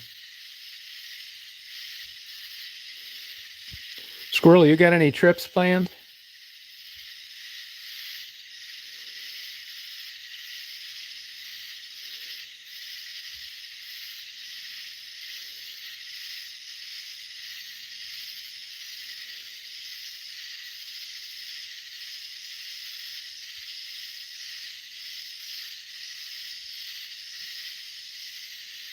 Oh, big time, Percy. Sundays off, too.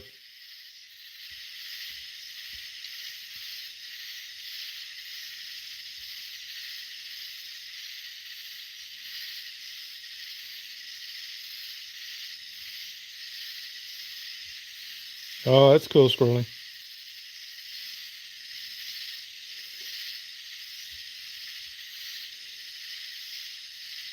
Hey, Rocky was good. I thought Rocky was good.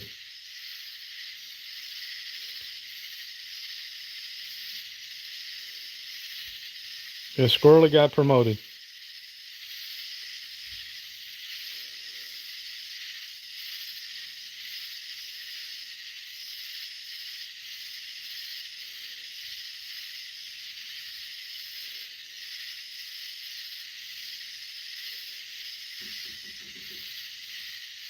Yeah, let me know when you find it, Squirrely.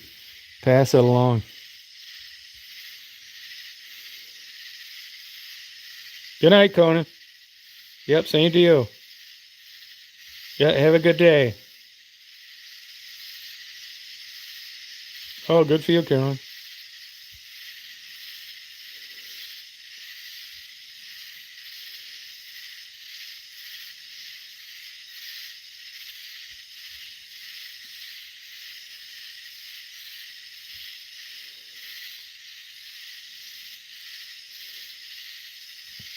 Oh, that's cool, Simka. Yeah, good night, Conan.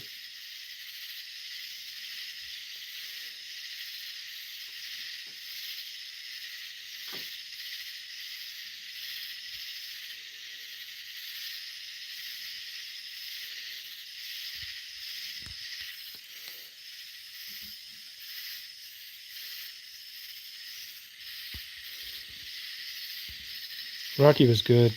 I remember I went out on a blind date. We went and saw Rocky in Windsor. This sounds, yeah, I'll get some really good audio recording later on, Tammy. It's one good thing down here. I'll get some good sleep recordings that I couldn't have got anywhere else.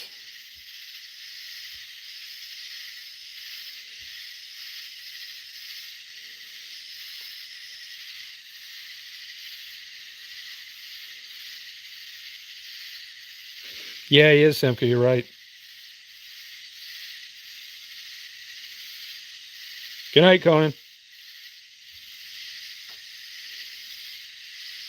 You know, his dad owns some property near me down in Florida.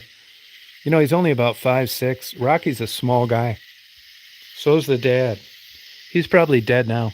I saw him when I first moved there in 92. The dad.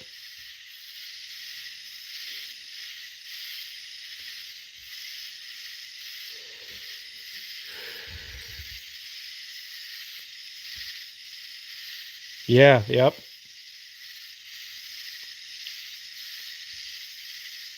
Oh, you like that, Caroline?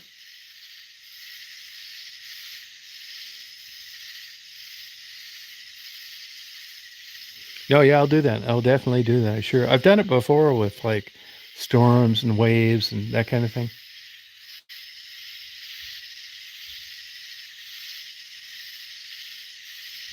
Yeah, he's small. Yep. Yeah, bugs. Yep. If you ever read, insects control the world. They dwarf anything else. Birds, mammals, insects. You guys can really hear that audio that good though on this? Oh, good, ACB.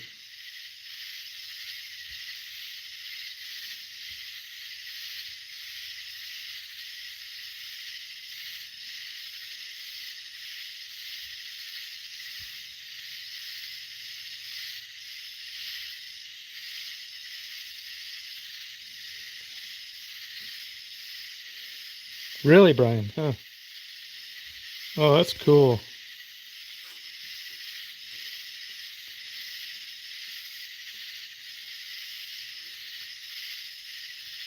Yeah, nothing wrong with that, Squirrely. Squirrely, do you still work or not? Oh, good.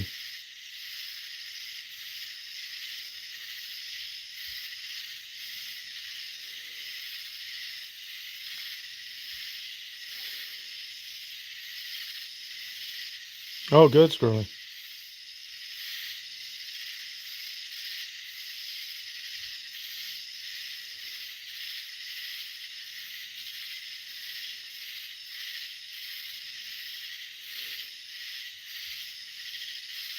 Oh, good for you. Good for you, Squirrely.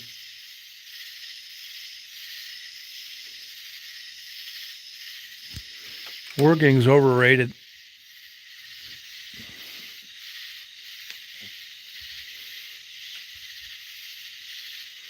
No, I knew that about her. She like travels on a whim, just takes off.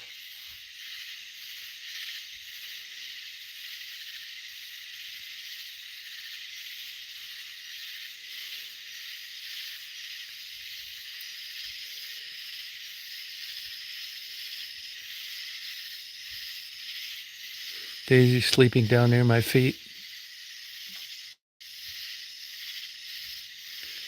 Crypto, I used to feel good about it, but I wouldn't mess with it now.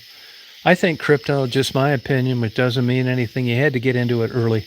It's like all sorts of stuff, right? If you waited till now, if you need the money, I wouldn't risk it.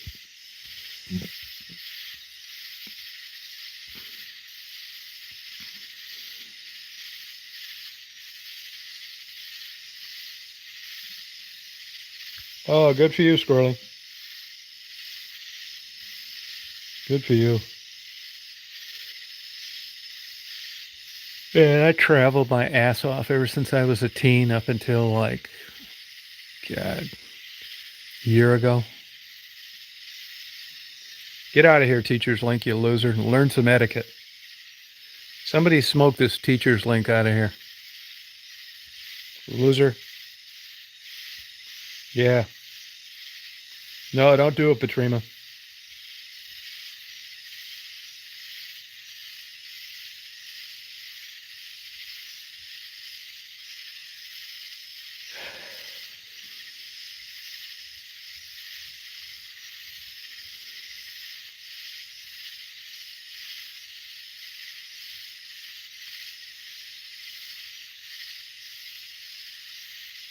Yeah, volatile. It's not up like it was.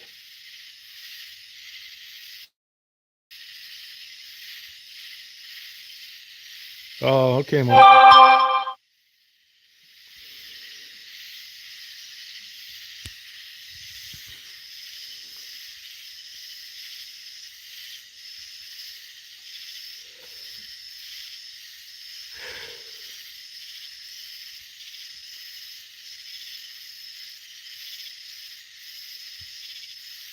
Good, Melissa.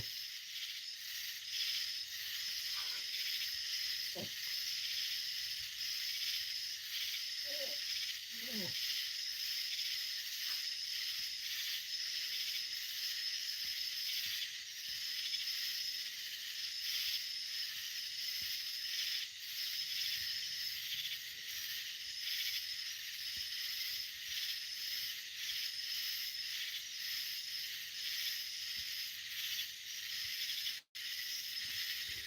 gotta give Daisy her one shot of medicine before I forget. Hang on one sec.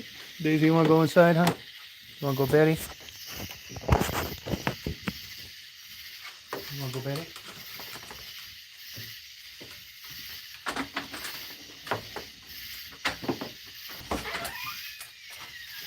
Go Betty?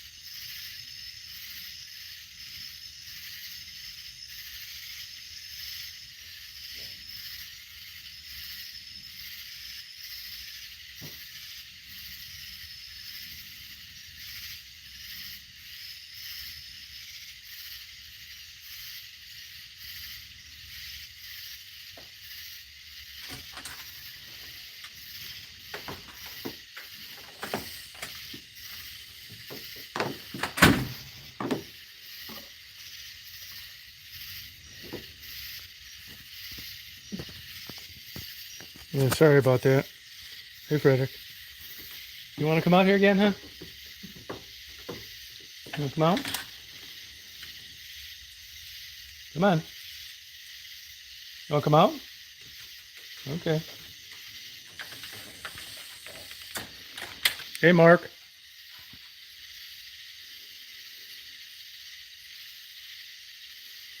Good night, Tammy. Thanks for coming on.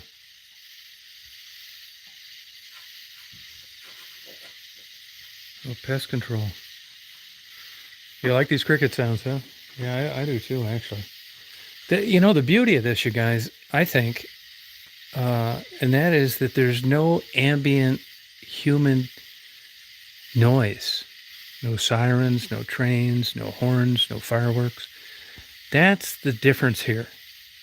I couldn't even get this in West Ranch. Like I said, I've seen 3 cars go down the road since I've lived here. No noise from anything. Nothing. Other than bugs and birds.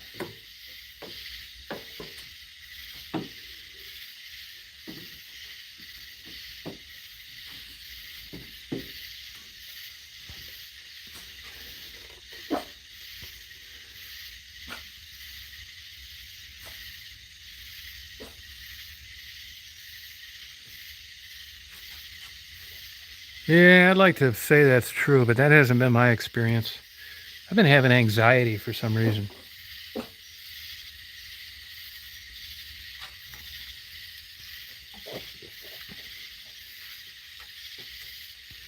Yeah, the bugs are like crazy down here. Although I haven't been bit by a mosquito, if you can figure that out. Anybody has an answer to that question, I'm all ears. Good night, Kim.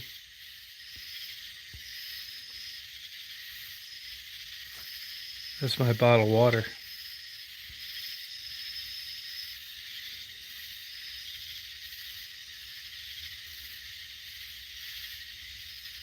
Oh, wow.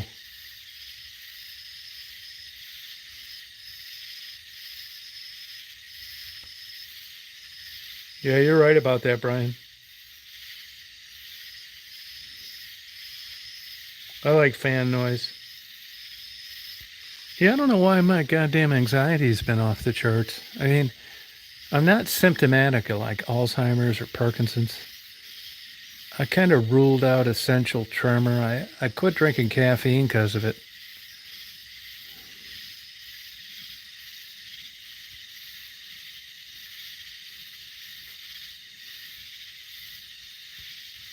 Hey, Andy, Mom. Oh, hello. How you doing? How's it going?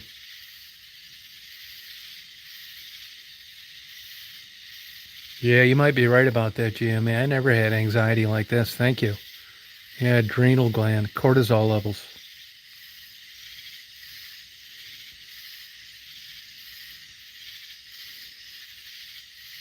Good, thank you. Yeah, my doctor buddy is so reluctant to give Xanax. He'll give you like two of them for an emergency. Hey, Angie.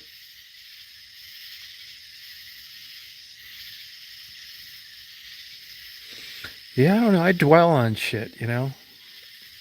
Um, like I said, I put the wrong fuel in the wrong machines.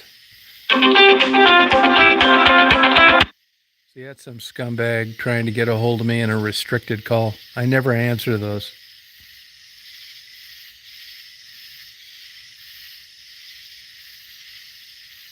Mary Ted says that that's the number one cause of pneumonia in people over 50, so just be careful. Yeah, I tried that, Angie. They weren't that great.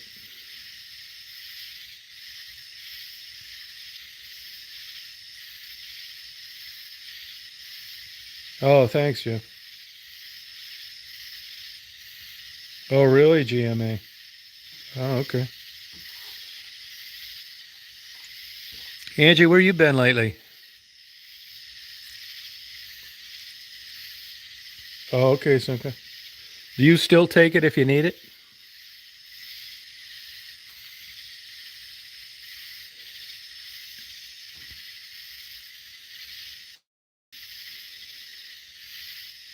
Yeah, big time. Yes, definitely, Angie. Yes. Yep.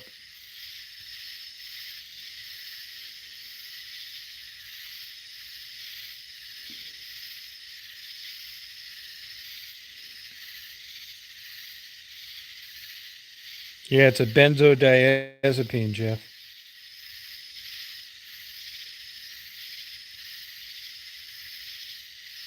Oh, okay, Angie.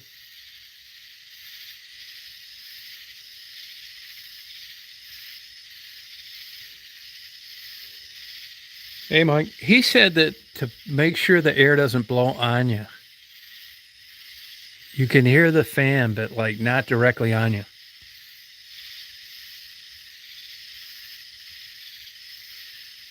The Razapam's a benzodiazepine. It's in that same family of Clonopin, all that other shit.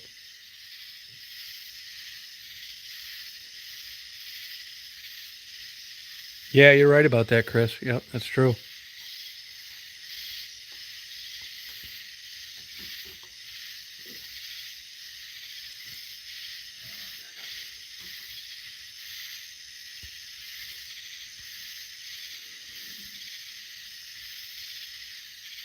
Oh yeah, I like keeping my feet. I don't like my feet underneath the covers. Oh, good for you, Simka. I'm glad that worked for you. Good. Yeah, you're right, Indy. Wow, ACV. Yeah, I think you're right, Mike. Well, that's cool, Carolyn.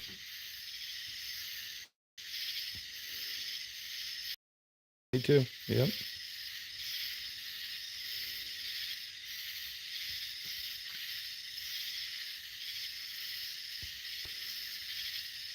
Good night, Jennifer. Glad to see you on here tonight. Thank you.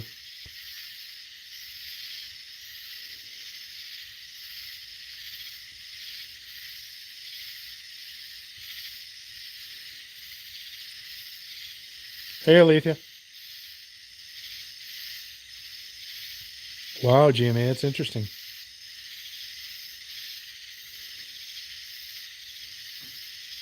Oh, cool, Jeff.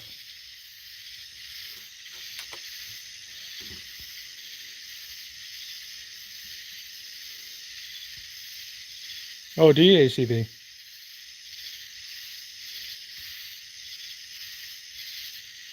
Wow, cool.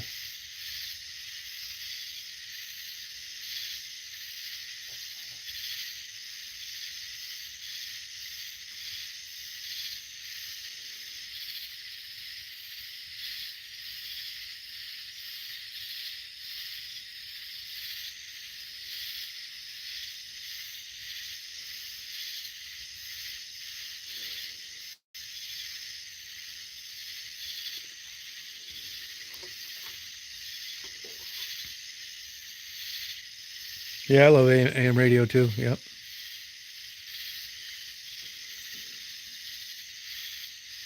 Oh, good, Andy Minute. Yeah, it's nice. And I'll have some better ones down the road later on. Yeah. Crazy down here. You know what's surprising to me that I'm only 90 miles east of Atlanta, which you know is a mega center of activity, the busiest airport in the country. And I'm just shocked that you can be only 90 miles east of a city that developed and be on a 235-acre ranch with no ambient human noise.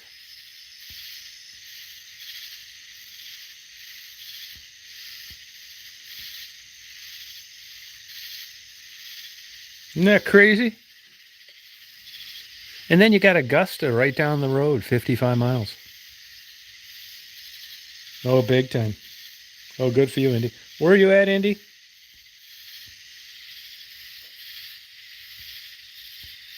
Yeah, you'd probably go out of business, Brian. I mean, these towns are dead. I hate to say it.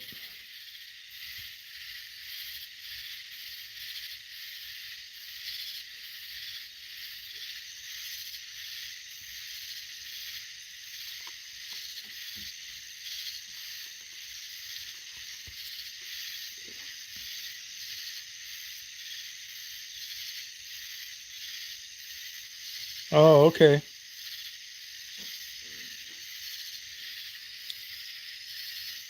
So, how close are you to Kentucky, Indy, Mom?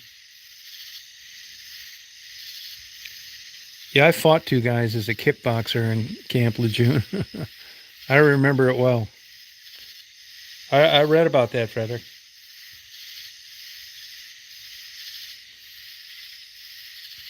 Yeah, I will, Indy. Thank you.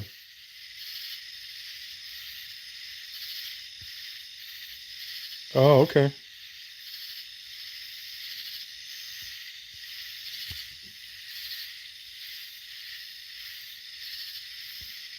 Good night, Carolyn. Thanks for coming on tonight. Appreciate it.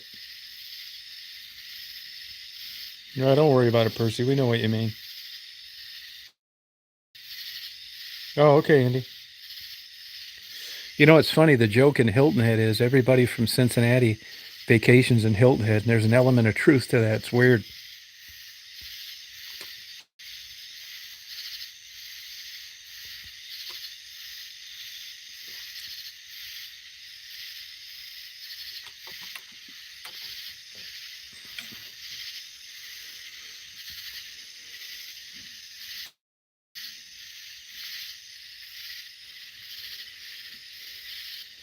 Do you really, Andy? I can't figure out for the life of me why people vacation there. That dingy ass water. There's no waves.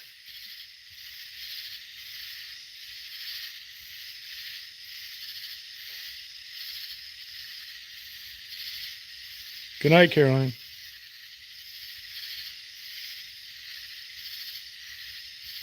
Oh, do they, ACB?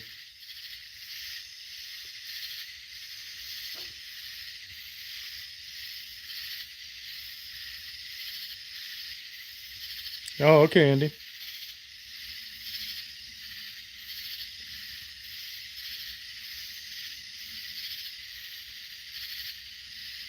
Yeah, it may be true, but another 6 hours and you're in crystal clear water in Cocoa Beach. I just don't get it. I mean, look, I think Hilton Head's cool, but you can't compare it to the water of Florida down around Cocoa Beach and south all the way to Miami Beach. No way. She's doing fine. Yeah, doing better. Yep. Thank you.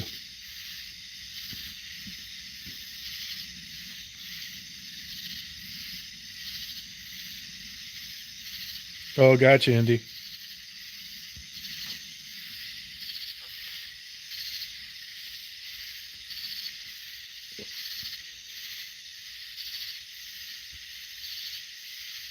Yeah, Jamie, I appreciate having you on. Thank you for coming on tonight. Thanks. Yeah, Treasure Coast. You're right, ACV. Yeah, it's true, Melissa. I mean, it's beautiful. No, you're right, Simka. Yeah, it's true, and you can wear a mask and see stuff swimming around. I'm telling you, that Hilton Head water sucks. It looks like the Mississippi River.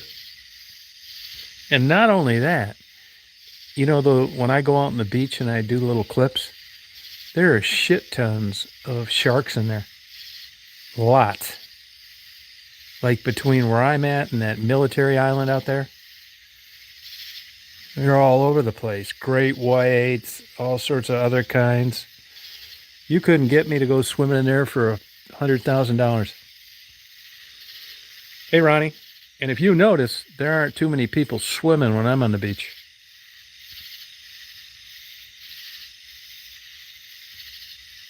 Yeah.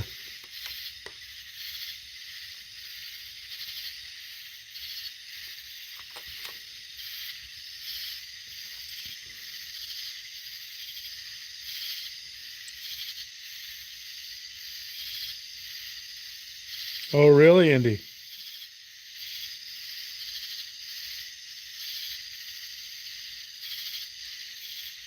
Yeah, you're right, Simka. Jupiter. Yeah, places like that. I agree.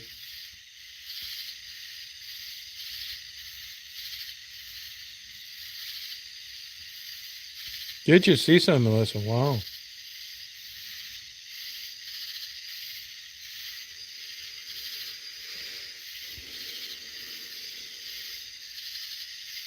Yeah, Daytona is an example of lax regulations early on.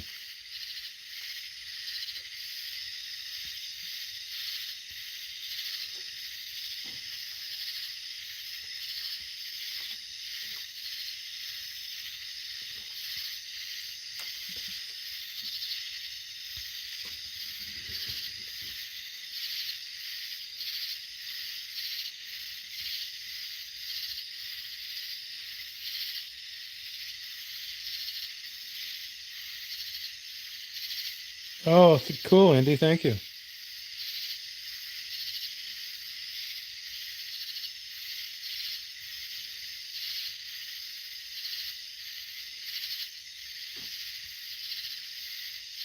Really, Simka?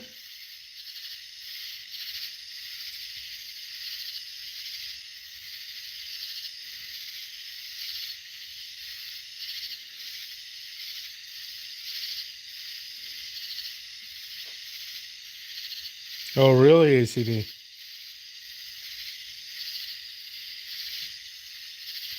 Yeah, go ahead, Andy.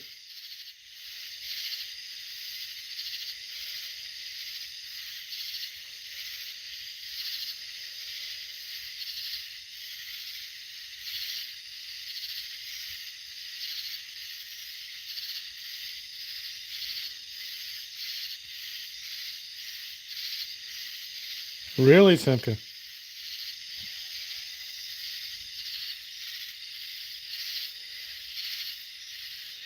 Indy Atlantic, Indy. Look up Indy Atlantic, south of Melbourne. That's my uh, info to you. Indy Atlantic, south of Melbourne.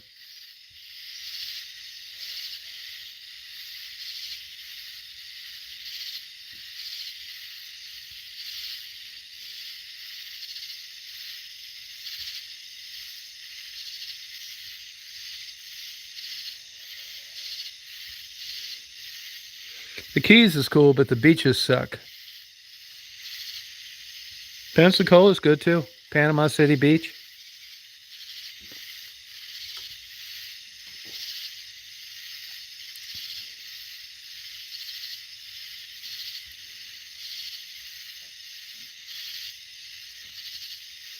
I love Indy Atlantic. I got an idea. That's probably the only places I'll go in Florida. Yeah, I don't blame you. You'll love Indy Atlantic, Indy. Look it up, Indy Atlantic.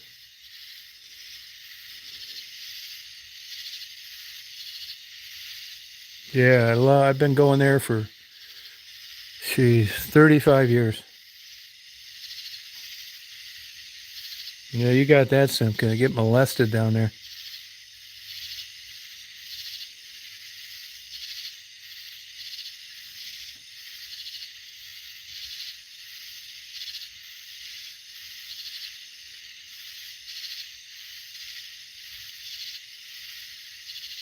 Nah, they're out in the Everglades.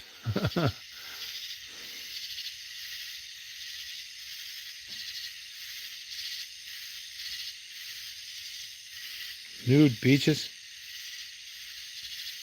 Yeah, I'm too old for a nude beach. I don't want to see them. Most people look better with their clothes on. Oh, I didn't know that, Simka. Really?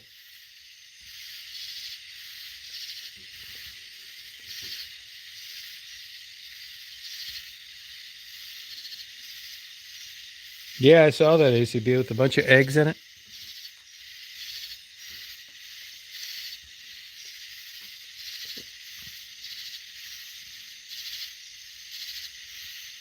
Yeah, isn't that the truth, Indy Mom? When you're 18, everybody looks good nude. When you're 66, please keep your clothes on and leave the lights off. Isn't that the truth? Titusville's got that good place that sells that rock shrimp. I can never remember the name of it. If you type restaurant that sells shrimp in Titusville, it'll come right up.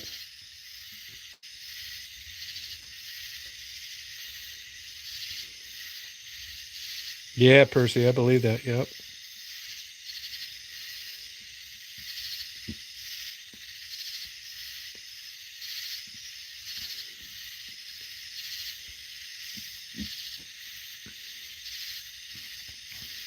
Yeah, Dixie Crossroads. Yep.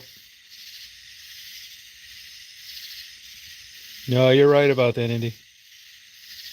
If you're 40, you probably could pull it off, but you better get going.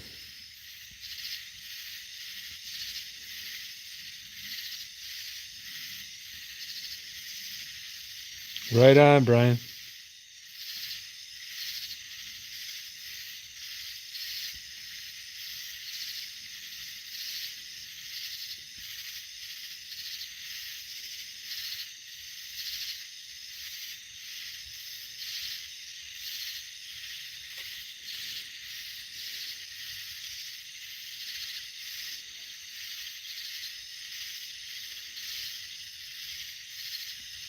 Yeah, you're right, Chris.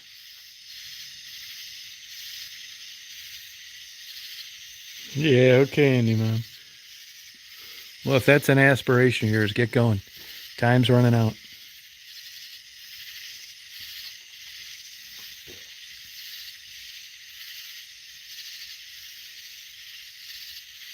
Oh, that's interesting, Melissa. Way to go, Simka.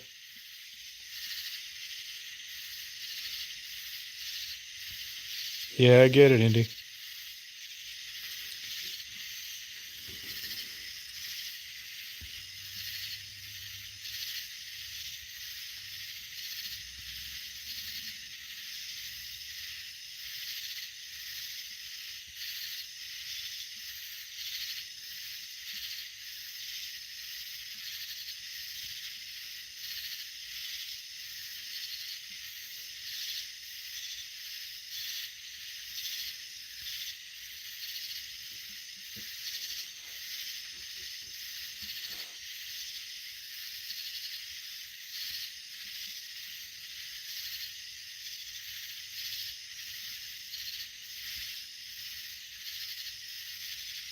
Right, Simka.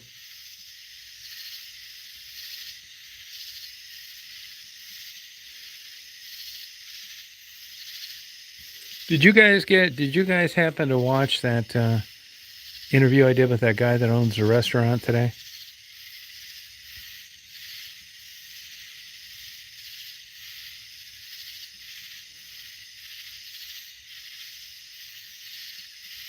Yeah, that's it, Brian.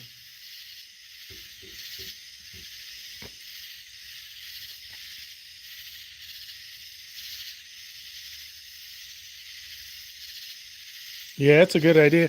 The problem with that, Mary, is you need like hundreds of hours.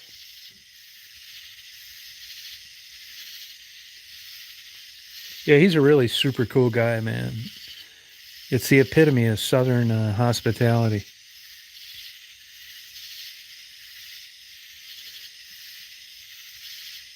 Yeah, I mean, you're gonna get the good audio, but I got too shitty of a signal down here for you to. You're not missing anything anyway by not seeing the video. Oh, that's cool, Brian. Oh, I didn't know that, Caroline. No, no kidding, huh? I mean, Hilton Head. I like the trees driving in there. I like the restaurants, but it's just not for me, man.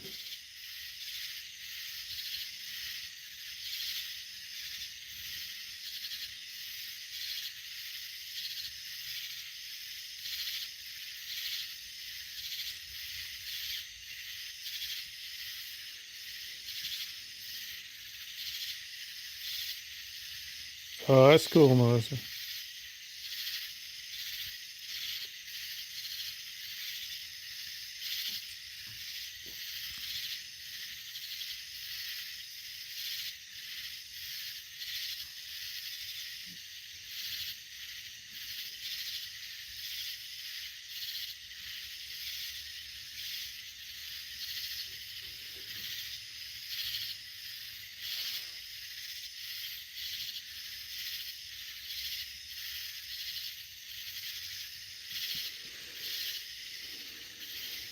Yeah, you're right, Simka.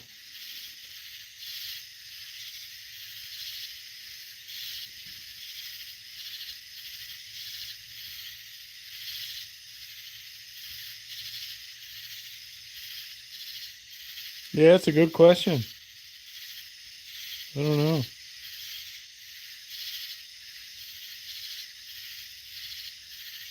Those deep fried ribs are so damn good. It's ridiculous, man. I'm not kidding you, man. They're so good. Hell no. There's nothing to do here. Really, man. I'm screwed down here as far as the social life. Yeah, you can tell he's an athletic guy. He's a cool guy.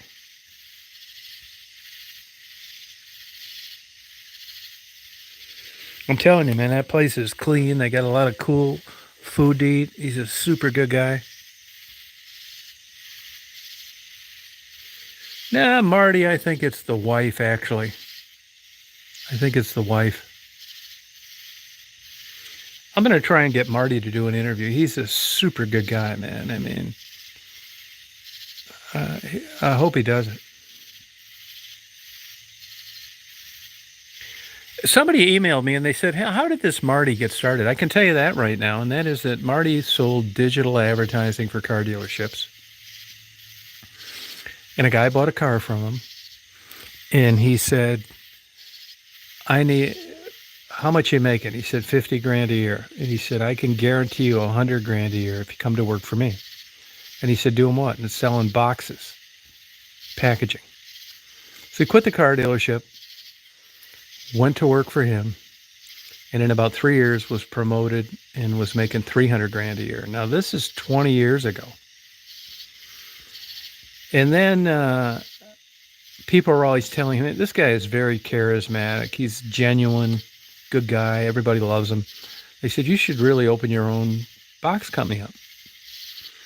And he didn't really want to do it. And he was making 300 grand a year, and that was good. And he was fine with 50 grand. I mean, it's not a greedy guy. So him and the other top salesman for Pratt Industries, Pratt, took $10,000 and started their own paper company. In the first month, they made $100,000. They didn't have non-compete contracts, and they were able to get orders from some of the places they worked for when they worked for Pratt. And then it was off to the races. But even though he makes really good money from his paper company, where the big money is buying large tracts of land, splitting it up, and selling it. That's how it happened.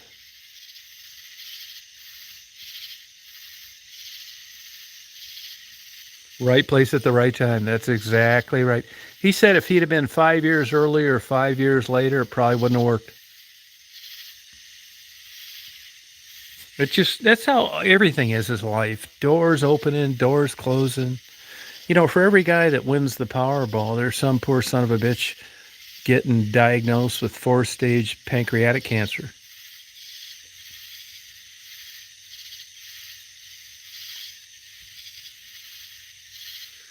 And when you got a ton of money and you've made, he said the first million is the hardest part. That's the hardest part. And then after that, it gets much easier. It is, Simca, yeah. And there's such a disparity between a cash buyer and someone that wants to finance. It's crazy, Brian. Yeah, you're right. Yep. I'll try and get him to do an interview. You know, I got a buddy in West Branch who's a doctor that, you know, I said if Jesus was amongst the living, it's my buddy. I've never met a straighter, most honest, good guy. And I would put Marty in that league. 2 people my whole goddamn life, and I didn't meet either one of them until I was in my 60s.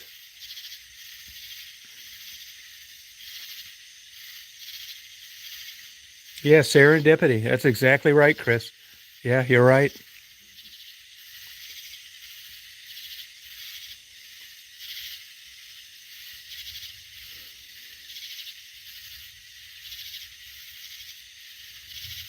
Oh, that's cool, Jeff. No, he could get, man. You would love Marty if you met him. I'm telling you, man, this guy is a sweetheart of a guy. No bullshit. I mean,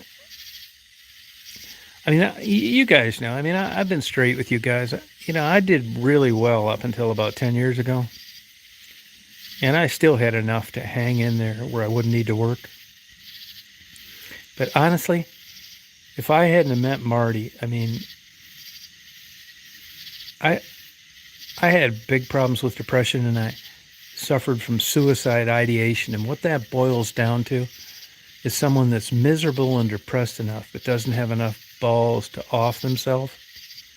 And honestly, on one hand, I think if I hadn't met Marty, I'm not so sure I'd be around. And on the other hand, I think, well, maybe I would be around because I just don't have enough balls to take that extra edge. And if you do some research on that, it's very vague and cloudy and gray between the people that take themselves out and the people that don't. You're not going to get a definitive explanation of the difference in the two.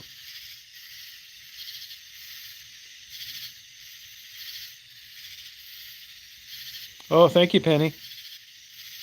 Limbo land. You got it, ACB.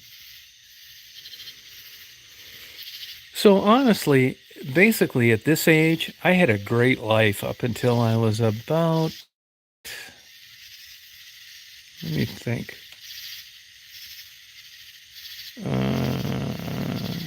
60. Nah, maybe 62. And then the wheels started to come off. Yeah, right, Brian. Yeah, but I'll tell you, I've read a lot about it. I've talked to psychiatrists about it. I've watched videos about it. I'm just as ignorant on that now as I was before I became aware of it. I can't articulate it to you properly.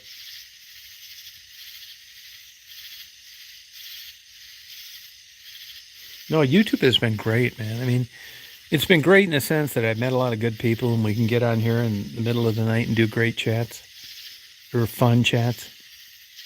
But there are some difficult people to deal with.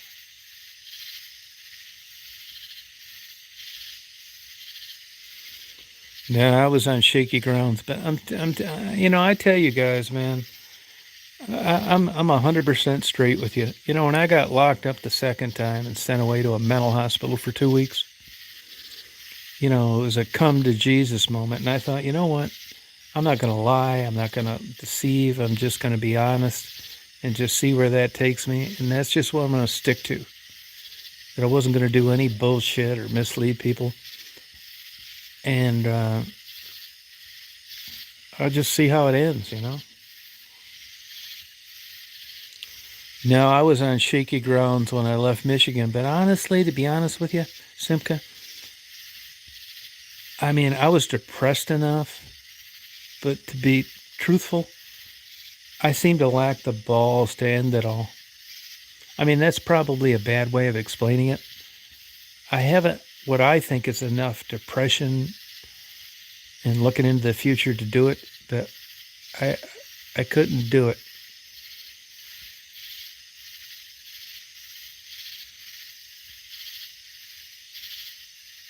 Yeah, it's called suicide ideation.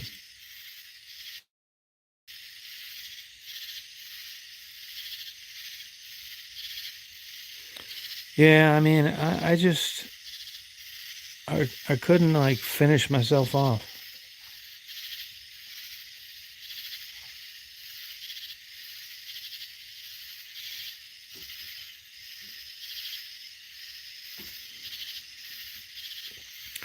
Yeah, when I left Michigan, it couldn't have been worse. And part of that was a friend of mine that had to go out of town, and I had to babysit their autistic kid for a week. And I couldn't have been in a worse frame of mind. Hey, Pug. So basically, when I called this guy and said, hey, look, man, I'm at the end of my rope, he said, hey, look, come down here, pack your shit. You'll never need to go back to Michigan. I'll pay for everything to bring it down here. You got a place to live. I got an endless supply of money. You can sleep in every day. You won't need to do shit. I'll take care of Daisy. I mean, how can you say no to that?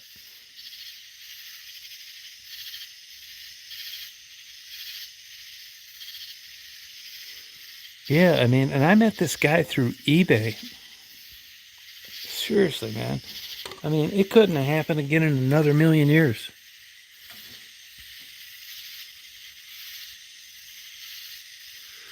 Yeah, Kim, I'd like to give you a straight answer on that.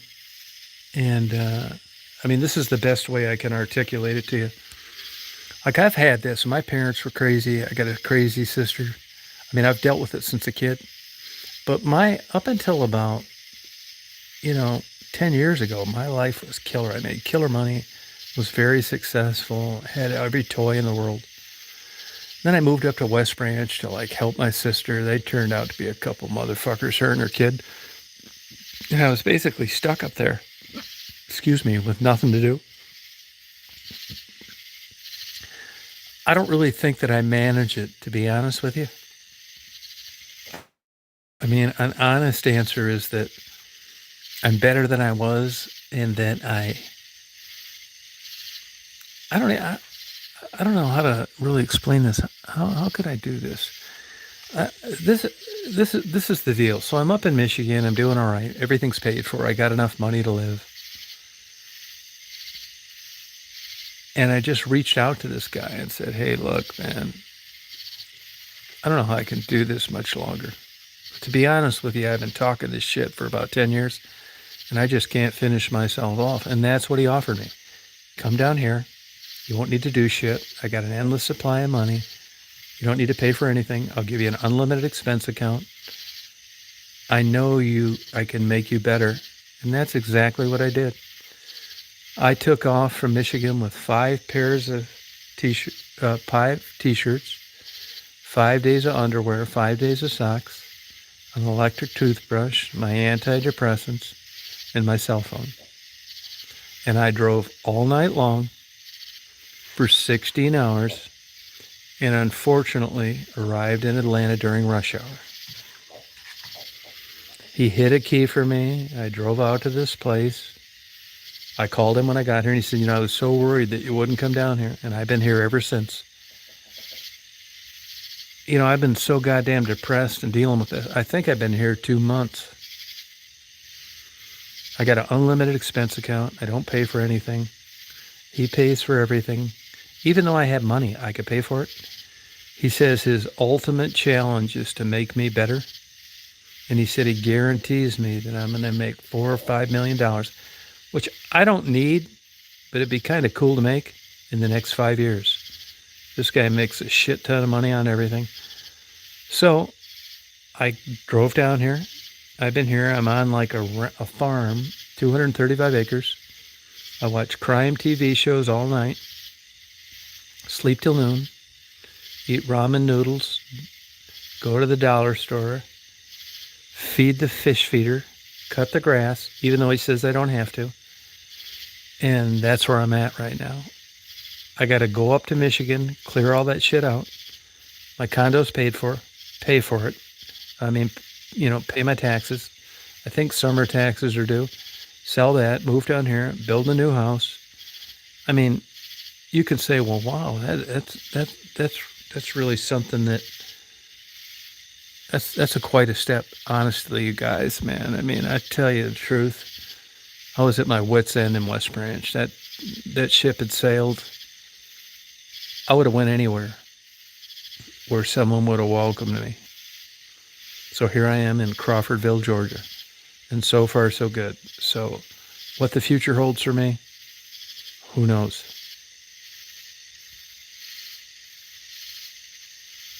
Oh, that ain't no shit, Hip. I got so goddamn lucky. Believe me, I'm about ready to turn religious over this. No, man, believe me, if you guys don't think I appreciate how lucky I got, this guy is the easiest. Let me tell you that not only is this guy rich and have every goddamn resource in the world. Let me give you an example. So I've got Medicare, I've got the supplement, I've got the prescription, which costs you up the fucking ass. All this shit's expensive. So he says, how you doing? I said, well, not too good. Still depressed. He said, well, I don't want you depressed. So he gets me in touch with a psychiatrist. He gives people crazy tips. So he gets me in the next day to see a doctor. Guy puts me on the Citrix. He said, well, he calls the psychiatrist. When you have money, you can do shit like this. He says, well, what do you think Tom needs? It's like he needs Trentrelix. He pays $1,500 for my Trentrelix, even though I could cover it. He said, I don't want to be fucking around with your mental health. He said, you're going to be making a ton of money. You're going to be down here.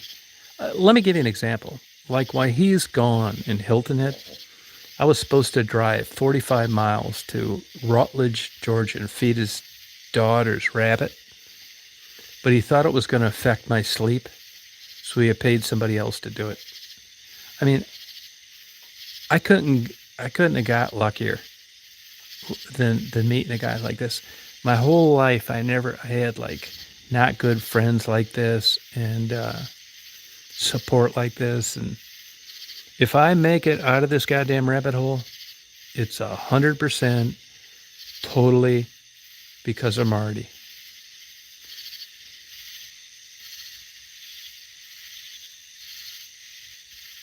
I would never, ever. I'd like to tell you, well, if it wasn't for Marty, I probably wouldn't be talking to you, but I just seem to lack that oomph to finish myself off.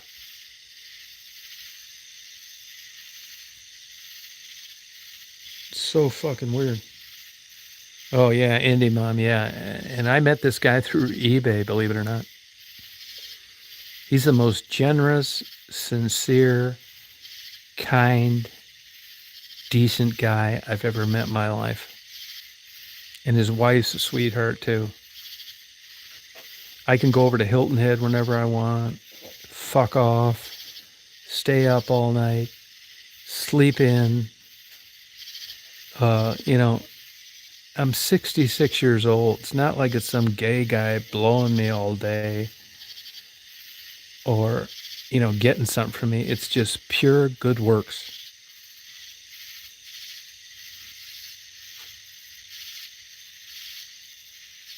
Fuck yeah, man. I mean, I don't know how to explain this. I don't even need to do anything. I don't need to cut grass. I don't need to like do anything. Like I just got done. I don't even do this shit for myself.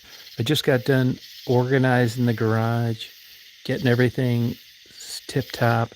I didn't know a fucking thing about construction equipment. I know how to run all this shit. I don't know how to put the right fuel in it, which I fucked up the other day. I maintain it all. I mean, I don't know how to explain this to you guys, to be honest with you.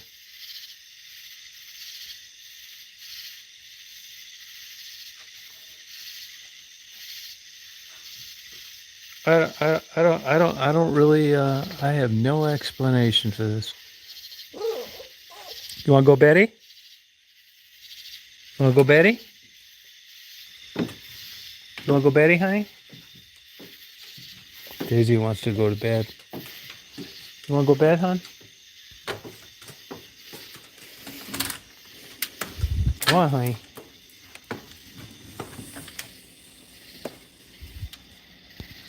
This is a ranch he bought, 235 acres of an ex-honey camp.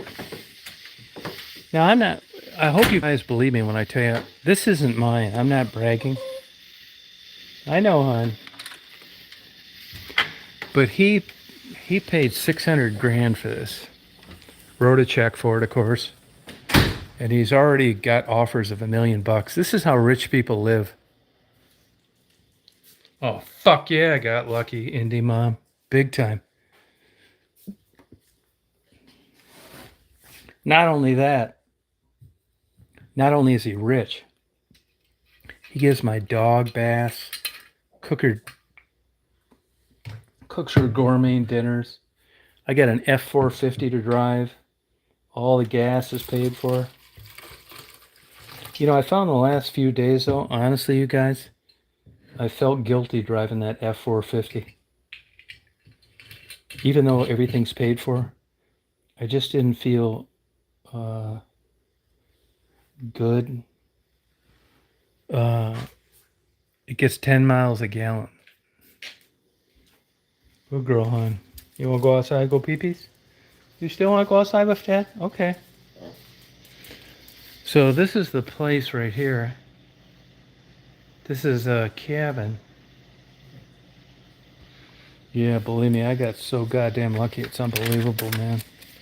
I'm about ready to go Christian on this shit.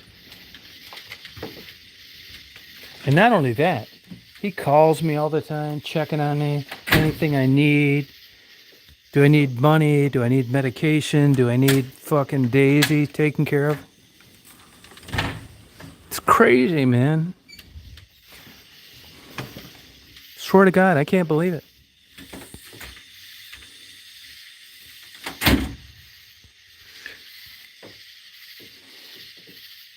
All the dogs are in Hilton Head.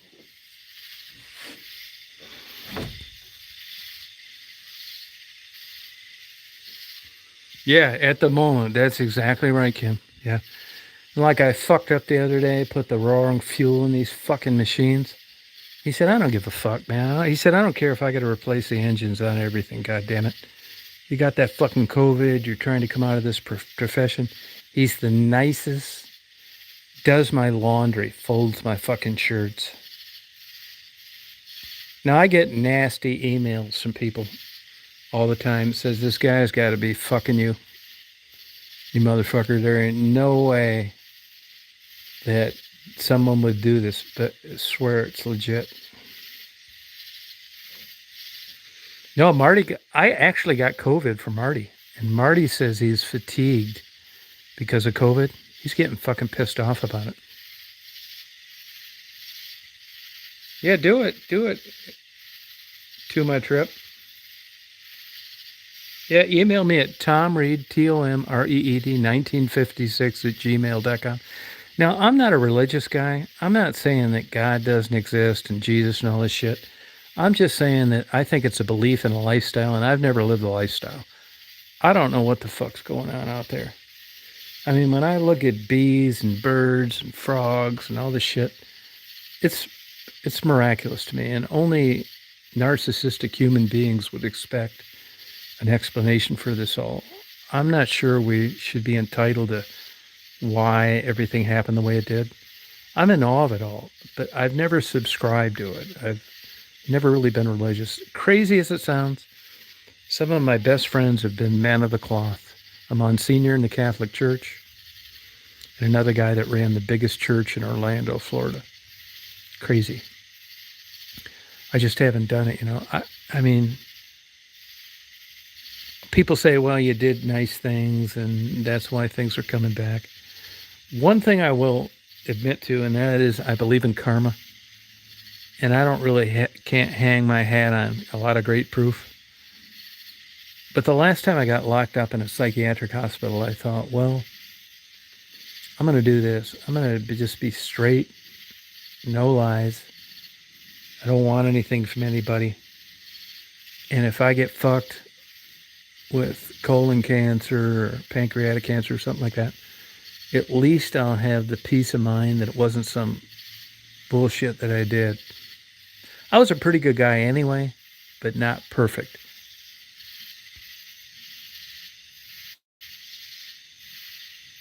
Oh, thank you. Hey, Pug. Yeah, you know, I'm telling you, man. I mean, honestly, I tell you guys the truth.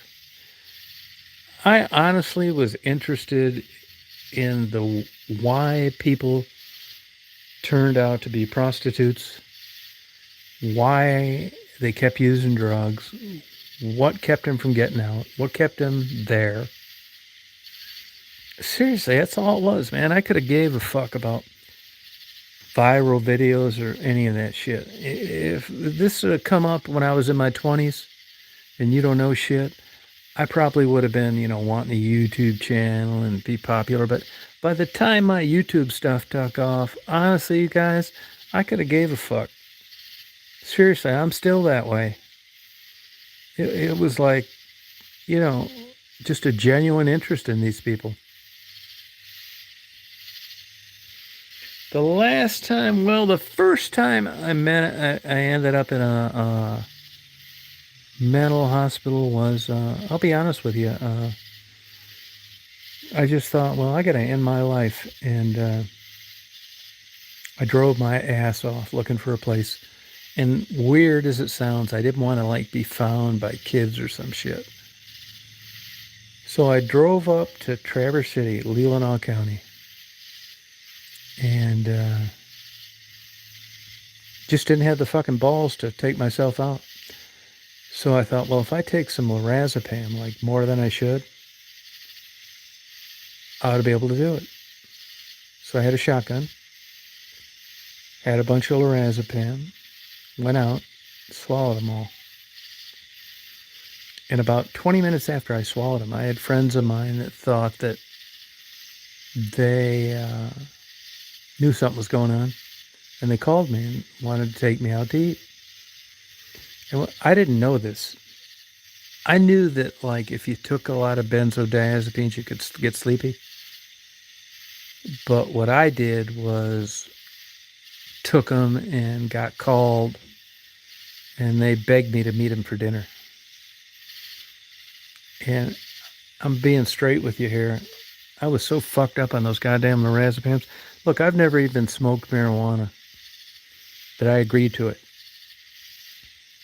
And I took off, and I was friends with somebody in law enforcement. And when you're thinking fucked up like this, I drove to the lighthouse and I bought her a t-shirt. And by that time, 45 minutes later, the lorazepam had kicked in. I drove about 10 miles south, and I hit 3 cars trying to park. And kept heading south, and the sheriff, of course, people called the police. and a sheriff ended up running me off on the side of the road. Actually, it's up where Mary lives.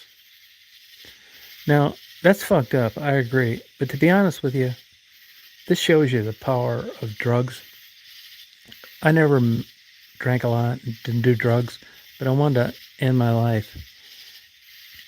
And when I took that, what I was hoping it would do was just relax me and give me enough balls to pull it off.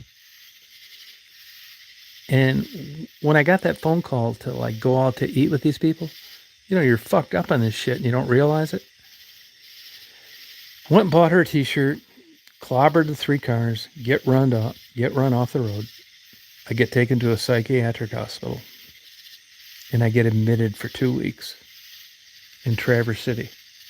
And there's a guy, mind you, Liberace. If you look up the director of the psychiatric hospital in Traverse City, he's a cool guy. Mine's a gay guy. Not that that means shit, but a cool guy. I got locked up there for 2 weeks.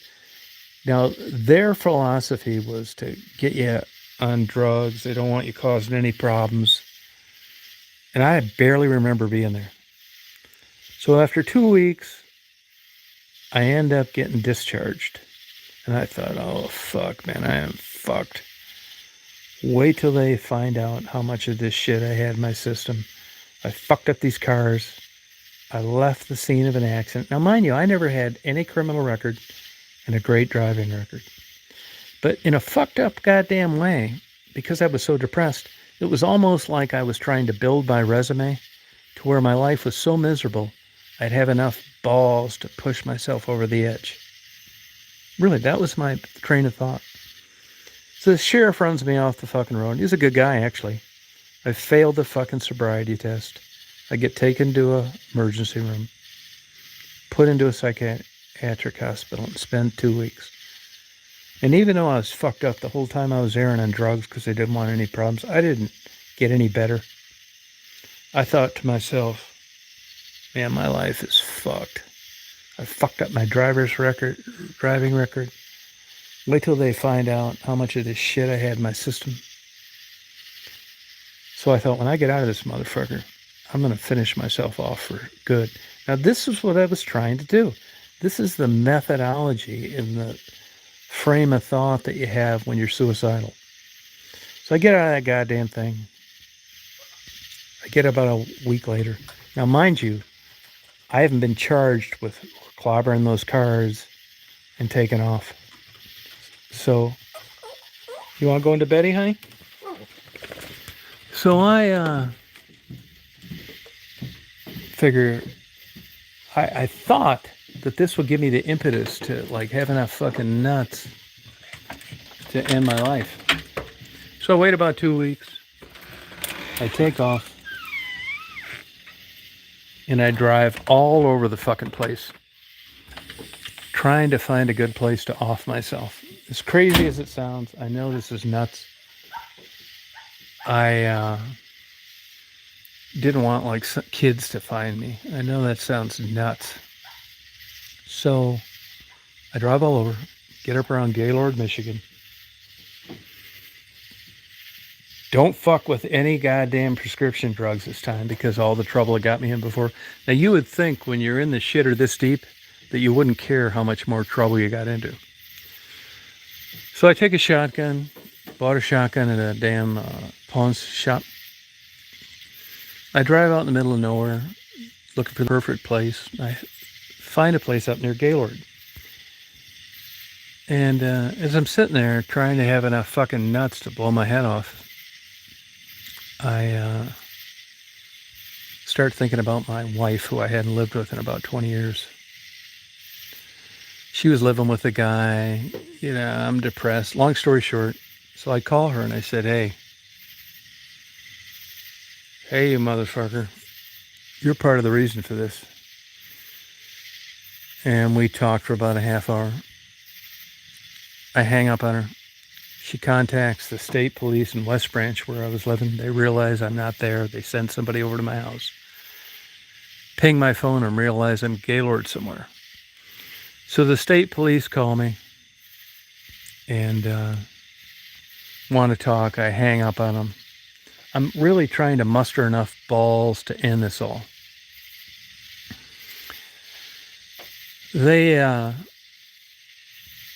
I can tell they're pinging my phone, and why so I turned my phone off. It's like, look, and honestly, I'm going to be 100% straight with you here.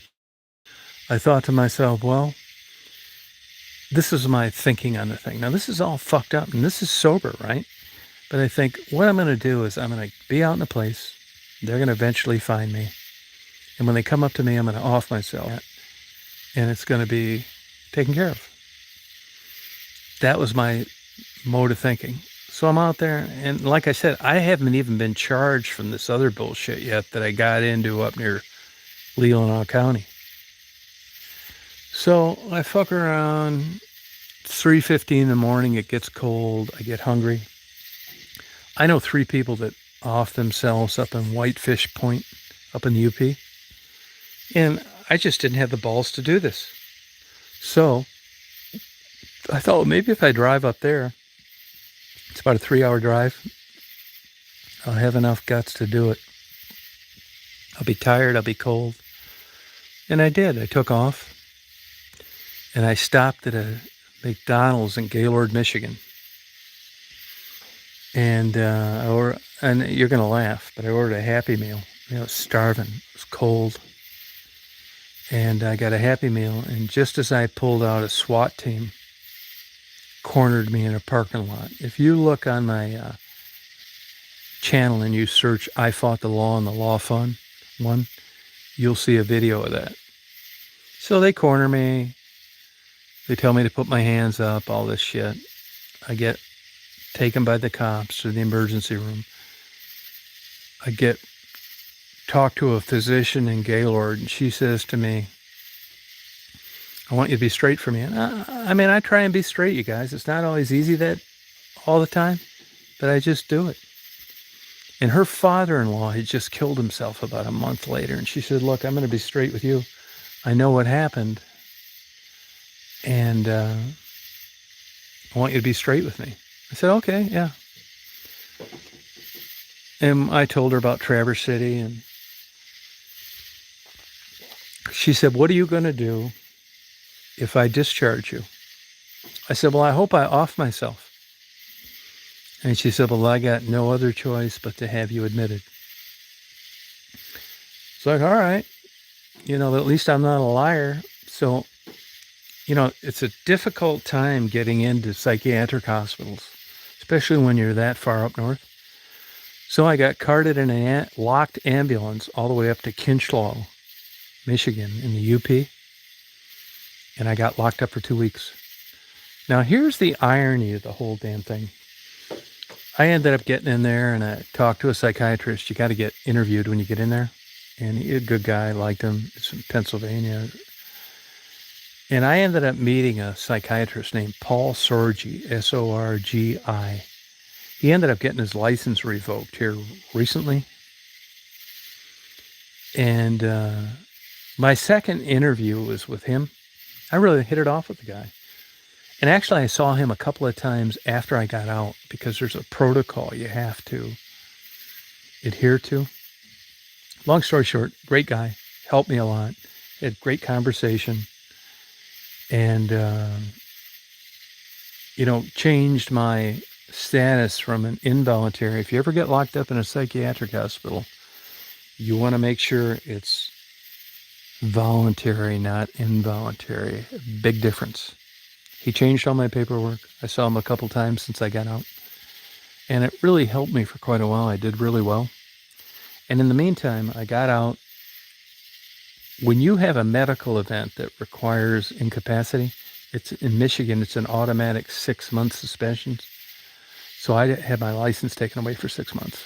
So I had to get rides everywhere, that kind of thing. In the meantime, the results came back from the state of Michigan, and I think they mixed up my results with somebody else because they showed no Klonopin or lorazepam. I know what I took, and traces of Valium.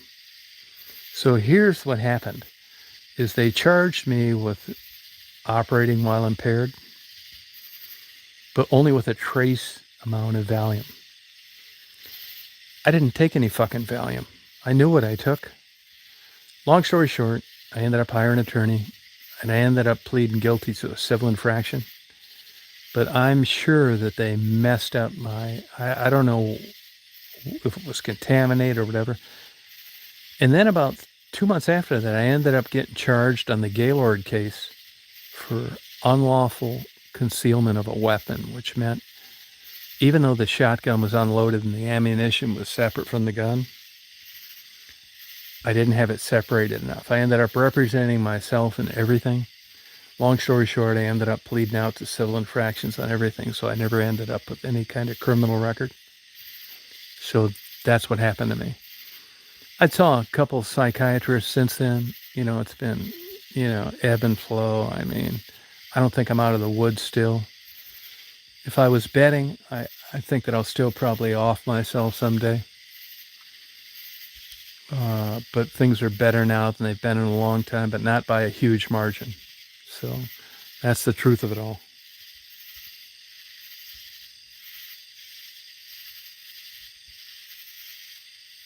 Good night, Indy Mom. So, it's a mixed bag. I mean, you got, what's success, right? Is success getting over your mental illness and living till 92 and dying in a nursing home? Or is it being smart enough to realize what your future holds and then it on your own terms? It's Tom Reed, TOMREED, 1956 at gmail.com.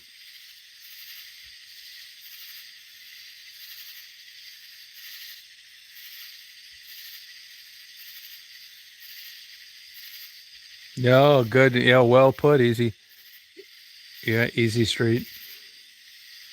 And like I said, if you go back and you do some research, my parents were fucking nut jobs, man. So are my sister and my nephew. So now you could hang your hat on that, but there are variations. It's gene expression. I've read a lot about this. And honestly, I know as fucked up as it sounds and telling you the truth on this stuff, if I had to grade my goddamn self considering how I was raised and what I've done, I'd give myself a goddamn A+. Now, what has seemed to happen is that's run out for me. If I'd have run over by a Mack truck at 59, everybody would have thought, what a great life I've lived. But as I've gotten older, this genetic predisposition has expressed itself in a way that's kept me from working and being the guy that I was prior to that. So I'm kind of in limbo now. If I didn't have a mentor like Marty, on one hand, I'd say that I don't think I have enough balls to take myself out. And on the other hand, I say that I'm very grateful for running into a guy like this that may be able to pull a rabbit out of a hat. I really don't know. I'm better than I was before I left Michigan, but I'm definitely a world away from being mentally healthy.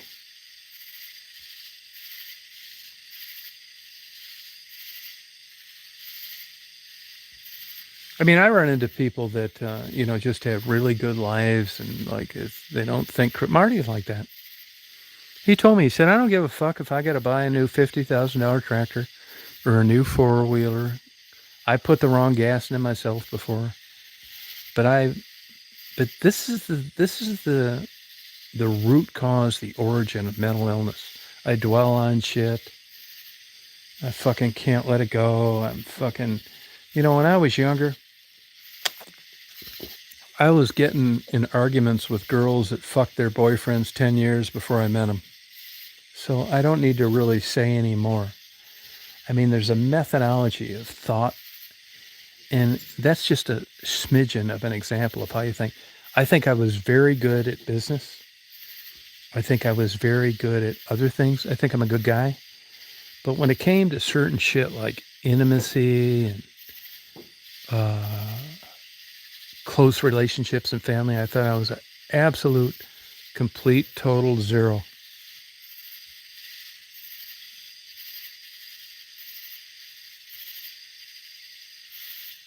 Yeah, I really do. Yeah, I really did well at business. which isn't, it doesn't make up for other things. But I had a psychiatrist tell me when I was younger that when you get older, you're going to find that your mental illness is going to get worse. Yeah, you fucking A right it did. I had to send her a goddamn bonus because she was exactly right. It did get worse.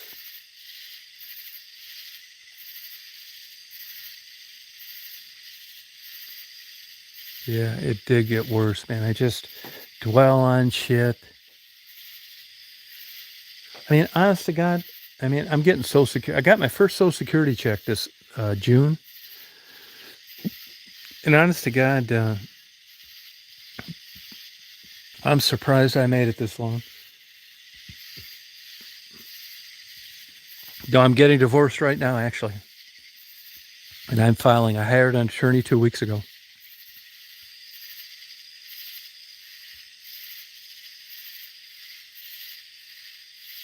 Yeah, honestly, you guys, I don't think when I was 30, a psychiatrist, I went to plenty of them, believe me.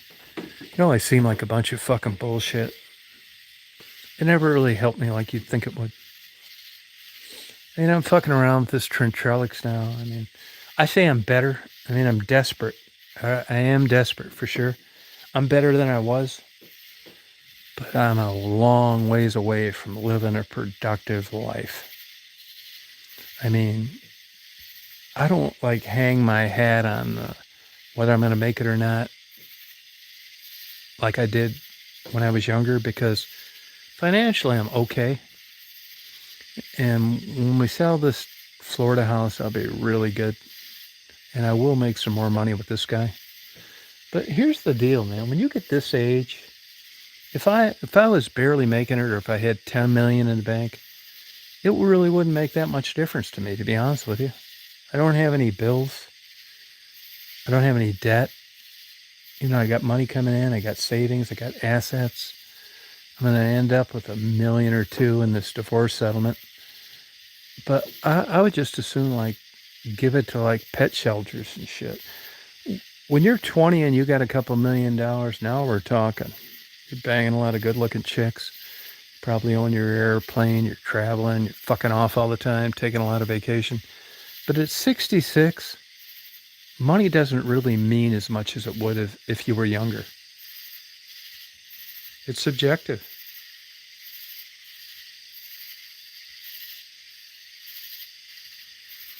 Yeah, it really doesn't mean to me. I always think to myself, how can I help somebody else? The truth of the matter is, if I died tomorrow and I willed my money to somebody else, you got to go through it. There's no shortcut to it isn't like you're going to take super depressed, down people and turn them into a bunch of happy people where life is great. It's gene expression.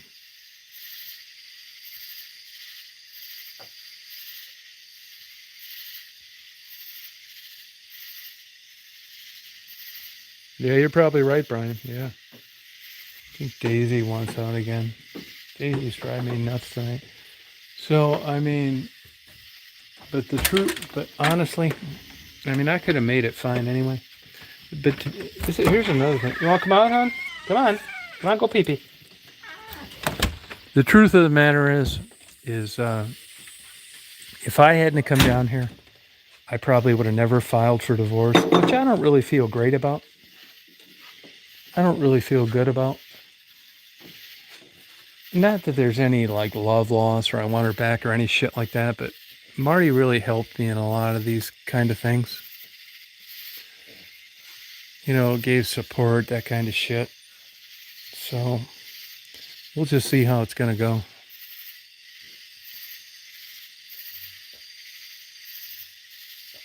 Oh, sorry about that, Melissa.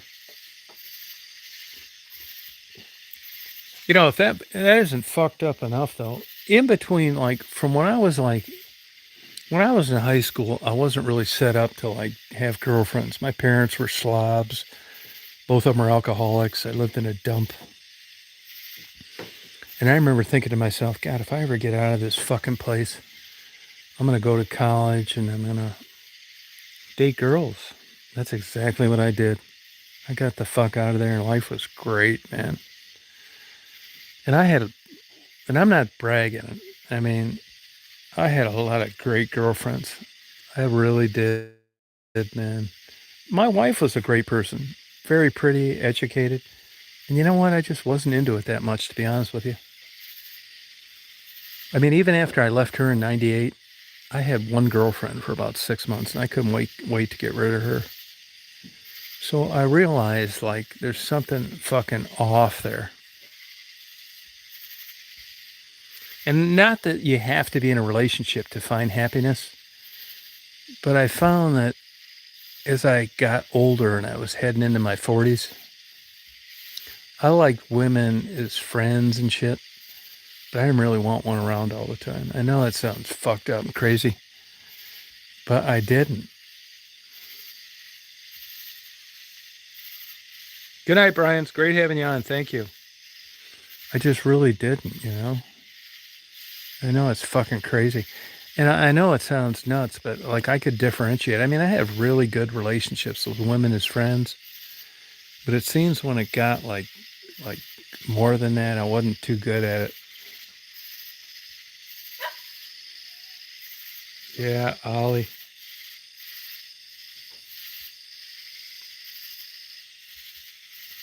Hey, somebody get rid of this Veronica Lewis, will you?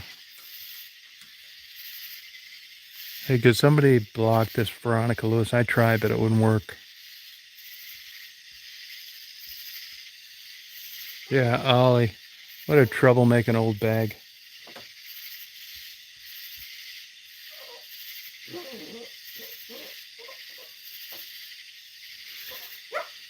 Daisy, what do you want, hon? Daisy, you want to go beddy? Daisy wants to go to bed. Go in there and go to bed.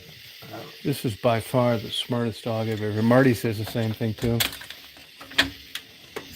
Go in there, go beddy. You go in there, go beddy. Look, she's waiting for me to go to bed with her. You want to go beddy?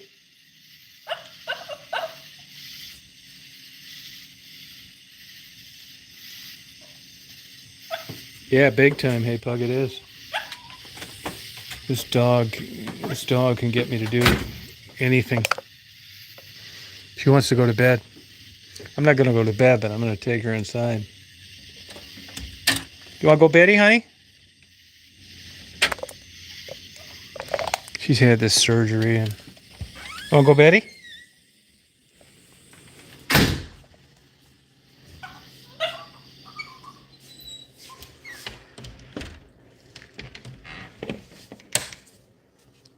Let's go beddy. You want to go beddy? Come on, let's go beddy. Yeah, she wants to go to bed.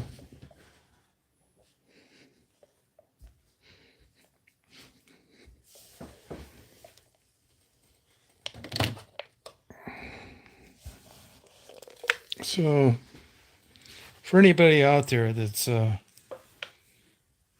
it's back to normal. Yep. Hey, Faye. Yeah, I mean, I don't have a ton of money, but I have enough where I don't need to work anymore, and I'm getting Social Security now. But I like the idea of getting out and, doing something. Oh, she does, Faye, yeah.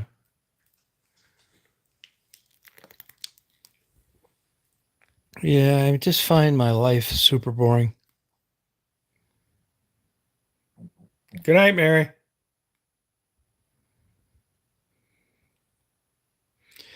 I found that if you don't need a job and you're not into like a new romance or a potential romance, that life just is boring. Yeah, I'm going to do that, Melissa.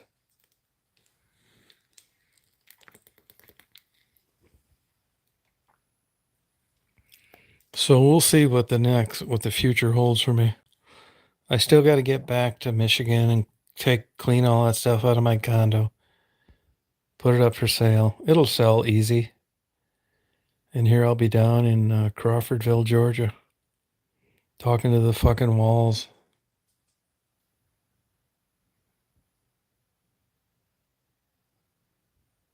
Oh, you should do it, hey bug. Yeah, I kind of, the caveat to this whole thing is I kind of thought my life would end this way.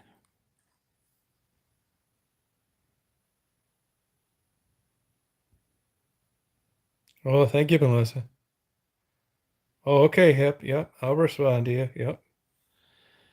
You just never know, like, what twists and turns in life there are going to be.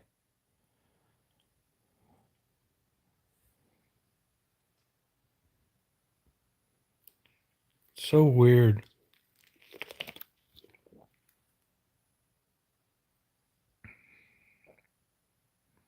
Yeah, right, ACB. Yeah, yeah, I believe that.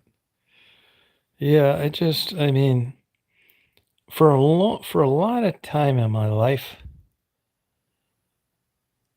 I thought, it was really good. I mean, I couldn't ask for more. So, I mean, I'm a firm believer nothing lasts forever. And, you know, there's going to be a witching hour one way or the other.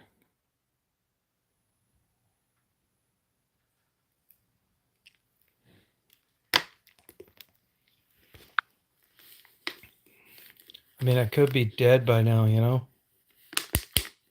still alive somehow.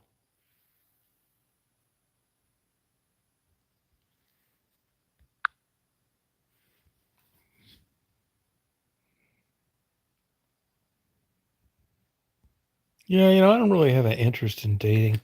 I'm not saying that it would be like impossible to meet somebody, but I think it's pretty unlikely.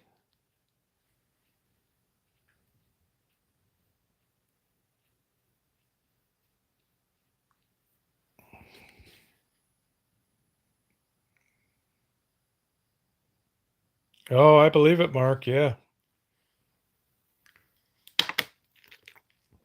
Yeah, it's true, hey pug.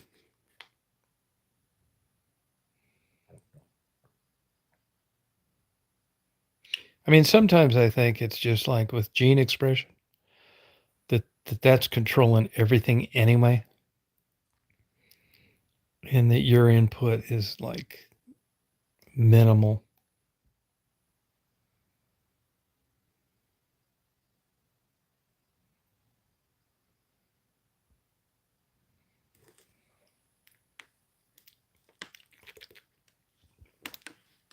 Yeah, good for you, Mark.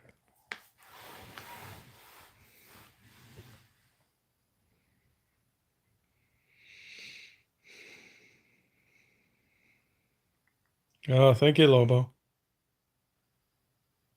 Yeah, I wasn't doing too good up there, Lobo. You got that right.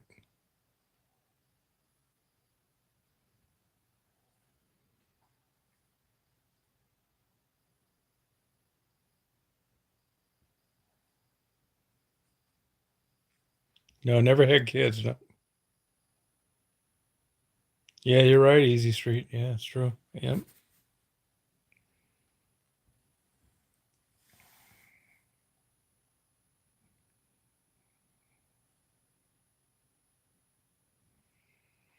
I mean, I can remember thinking to myself, like when I was getting in those two incidents that I just told you about.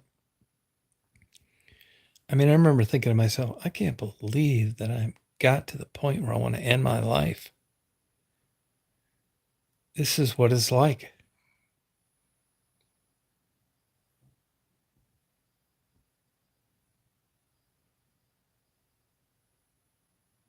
Yeah, I never had any interest in having kids.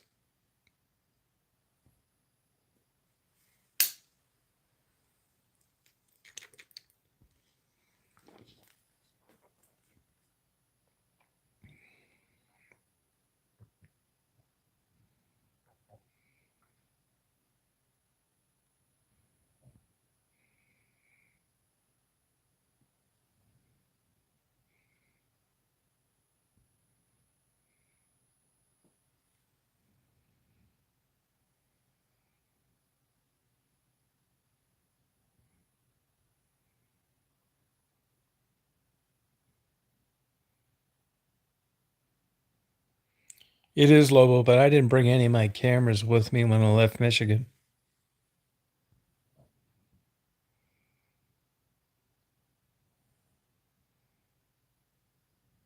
Yeah, you're right, ACB. Yeah, that's true.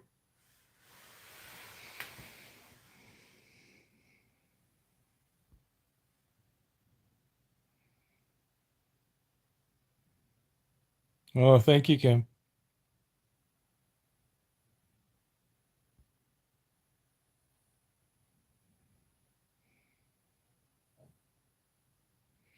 Not like I used to, Hey Pug.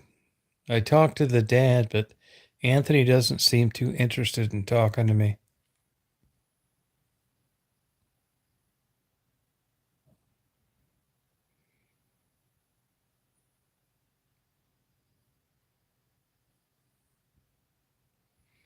Yeah, Nikon D850, and there's a couple good Sonys that are out there. Yeah.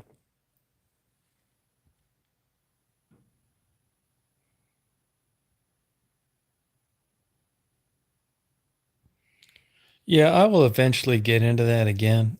It's just I got such a shitty internet connection down here, and I don't have my good camera equipment.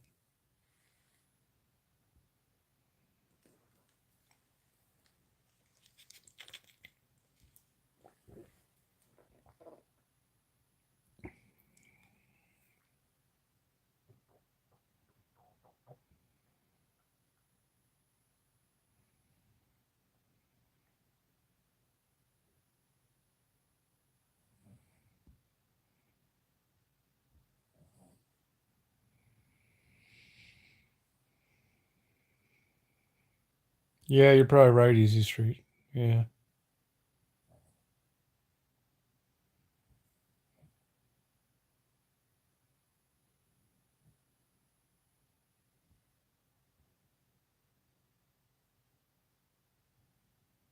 Yeah, I've tried it. Hey, Pug, I've tried, but I send him photos and comments, but I talk to the dad once in a while and we text back and forth, but I think he got his feelings hurt when I left.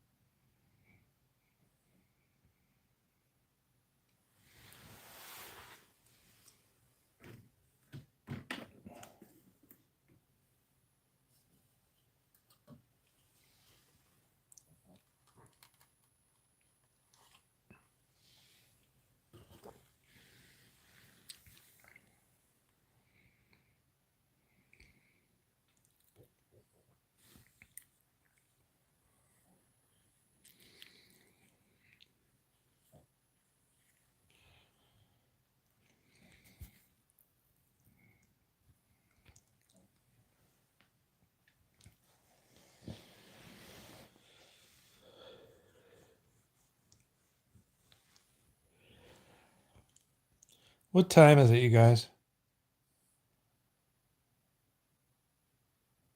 Yeah, I keep trying to get him to do it, Melissa.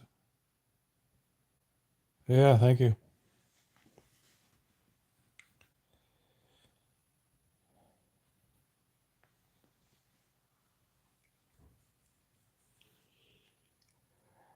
Yeah, he's a really good guy. Yeah.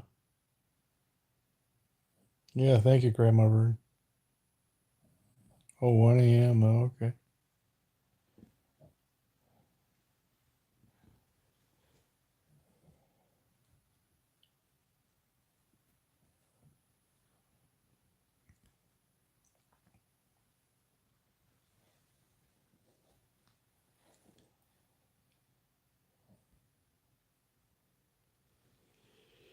Well, you guys, I think I'm going to go to bed.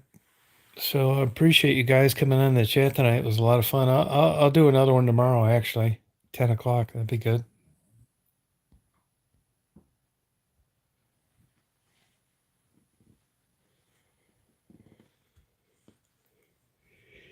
Good night, Faye. Good night, Pug. Melissa. Chris. ACP. Good night, Alethea. Yeah, thanks, Simka. It was a good time. Yeah, appreciate it.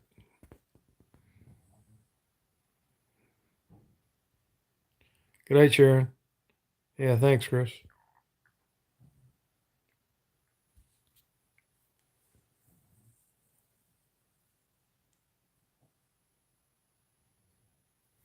All you other people, thank you for coming on. Appreciate it. Fun.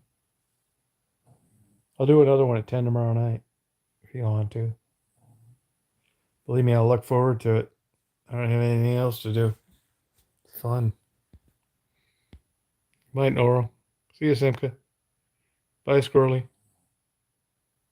Bye, Percy. See you, Easy Street. Bye, Melissa. Yeah, I don't like fireworks either. Yeah. Bye, Dave. Hope you're having a good time over there. See you, Simka. See you, Hip. Thank you. Bye, Faye.